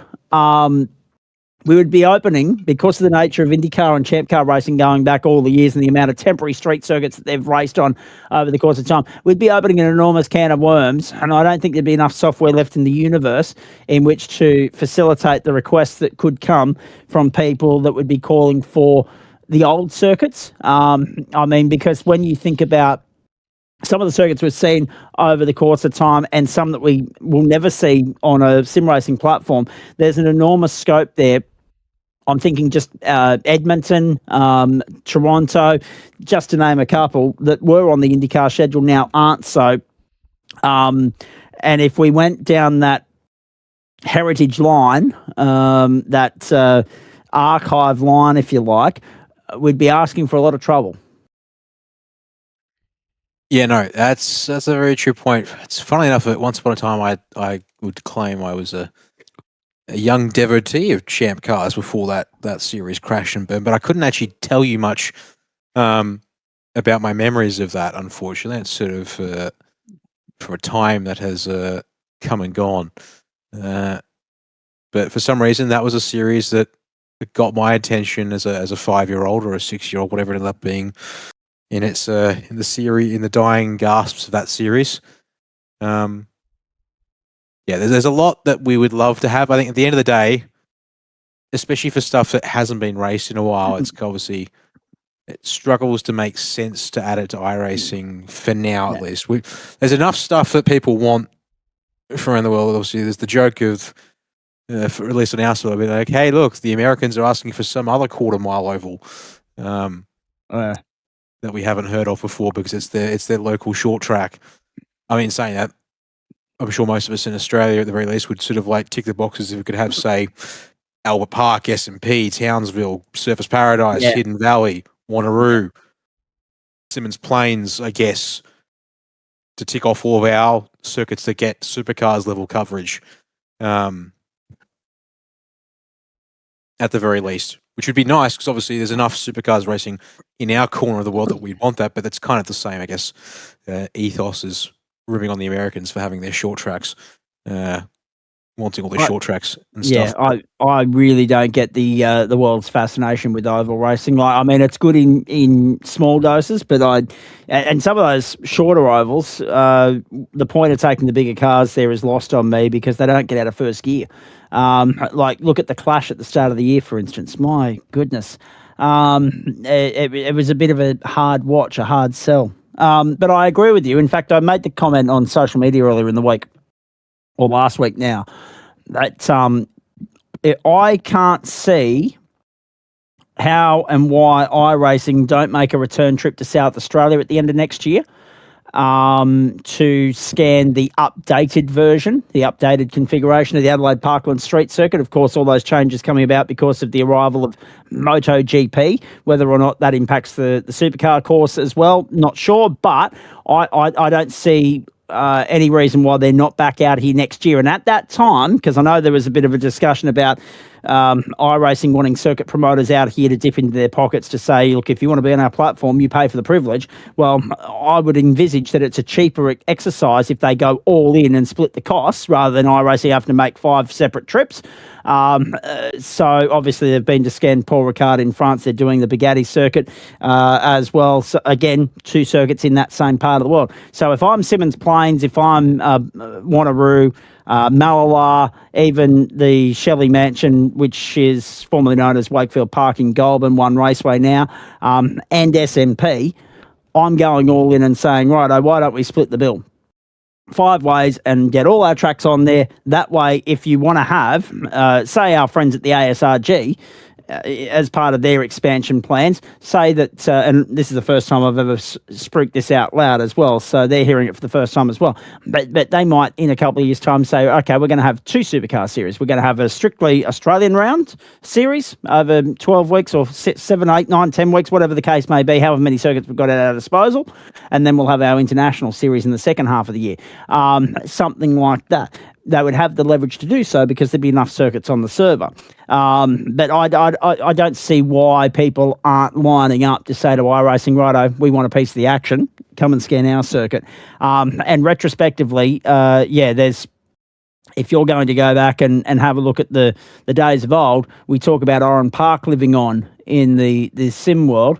Some of those aforementioned IndyCar circuits that we rattled off earlier would be in a similar position, but they'll never get there because of the fact that the chance to do that has well and truly come and gone.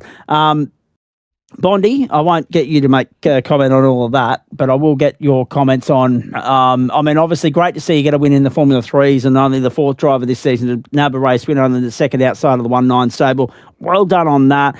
I mean, it keeps you in the hunt for a top 5 finish in that championship, which is great. Let's talk GT3. Race 1 clearly didn't go to plan. You made up for it in, you were going to try and make up for it in race 2. You didn't get a chance to because you got checked up before we even got to the start-finish line. And I must say, I thought you were a little bit unlucky there because that corner, that particular left-hander where the wall jumps out at you, that tripped up more than a few people tonight. It did so in the supercars and the 86s a couple of weeks ago as well. I have no doubt it will in the Porsches next week. Unfortunately for you, wrong place, wrong time. Yeah, I reckon we bring all the Australian tracks to iRacing. Just make it an Australian game. Get rid of all of these others. No, that'll never happen. Talk about your race, please. You idiot. F3 was good, but we can't be surprised. It's in South Australia, so... Correct, yes, thank you. I had to throw that in, Zach, I'm sorry. It's not referring to you, it's referring to my South Australia. Yeah, correct, yes. Keep going. Race 2 was good comeback, etc. That was good. Happy with my pace. Whatever you can do, George, I can do better. So maybe try and get some more wins in F4 this year. But F3, not F3, GT3, I struggle every time going from F3 to this car. Which makes sense considering I'm going from open wheel to this, bit different downforce change and stuff, and this is a bit more like a boat, no matter what you do. So I had no practice tonight. This is the first time I did laps around here in this car, and I had to make a setup for myself amongst that time, and I was happy with everything for race 2, and then it all went downhill, because as much as it is at my fault for what occurred, because I wasn't looking ahead.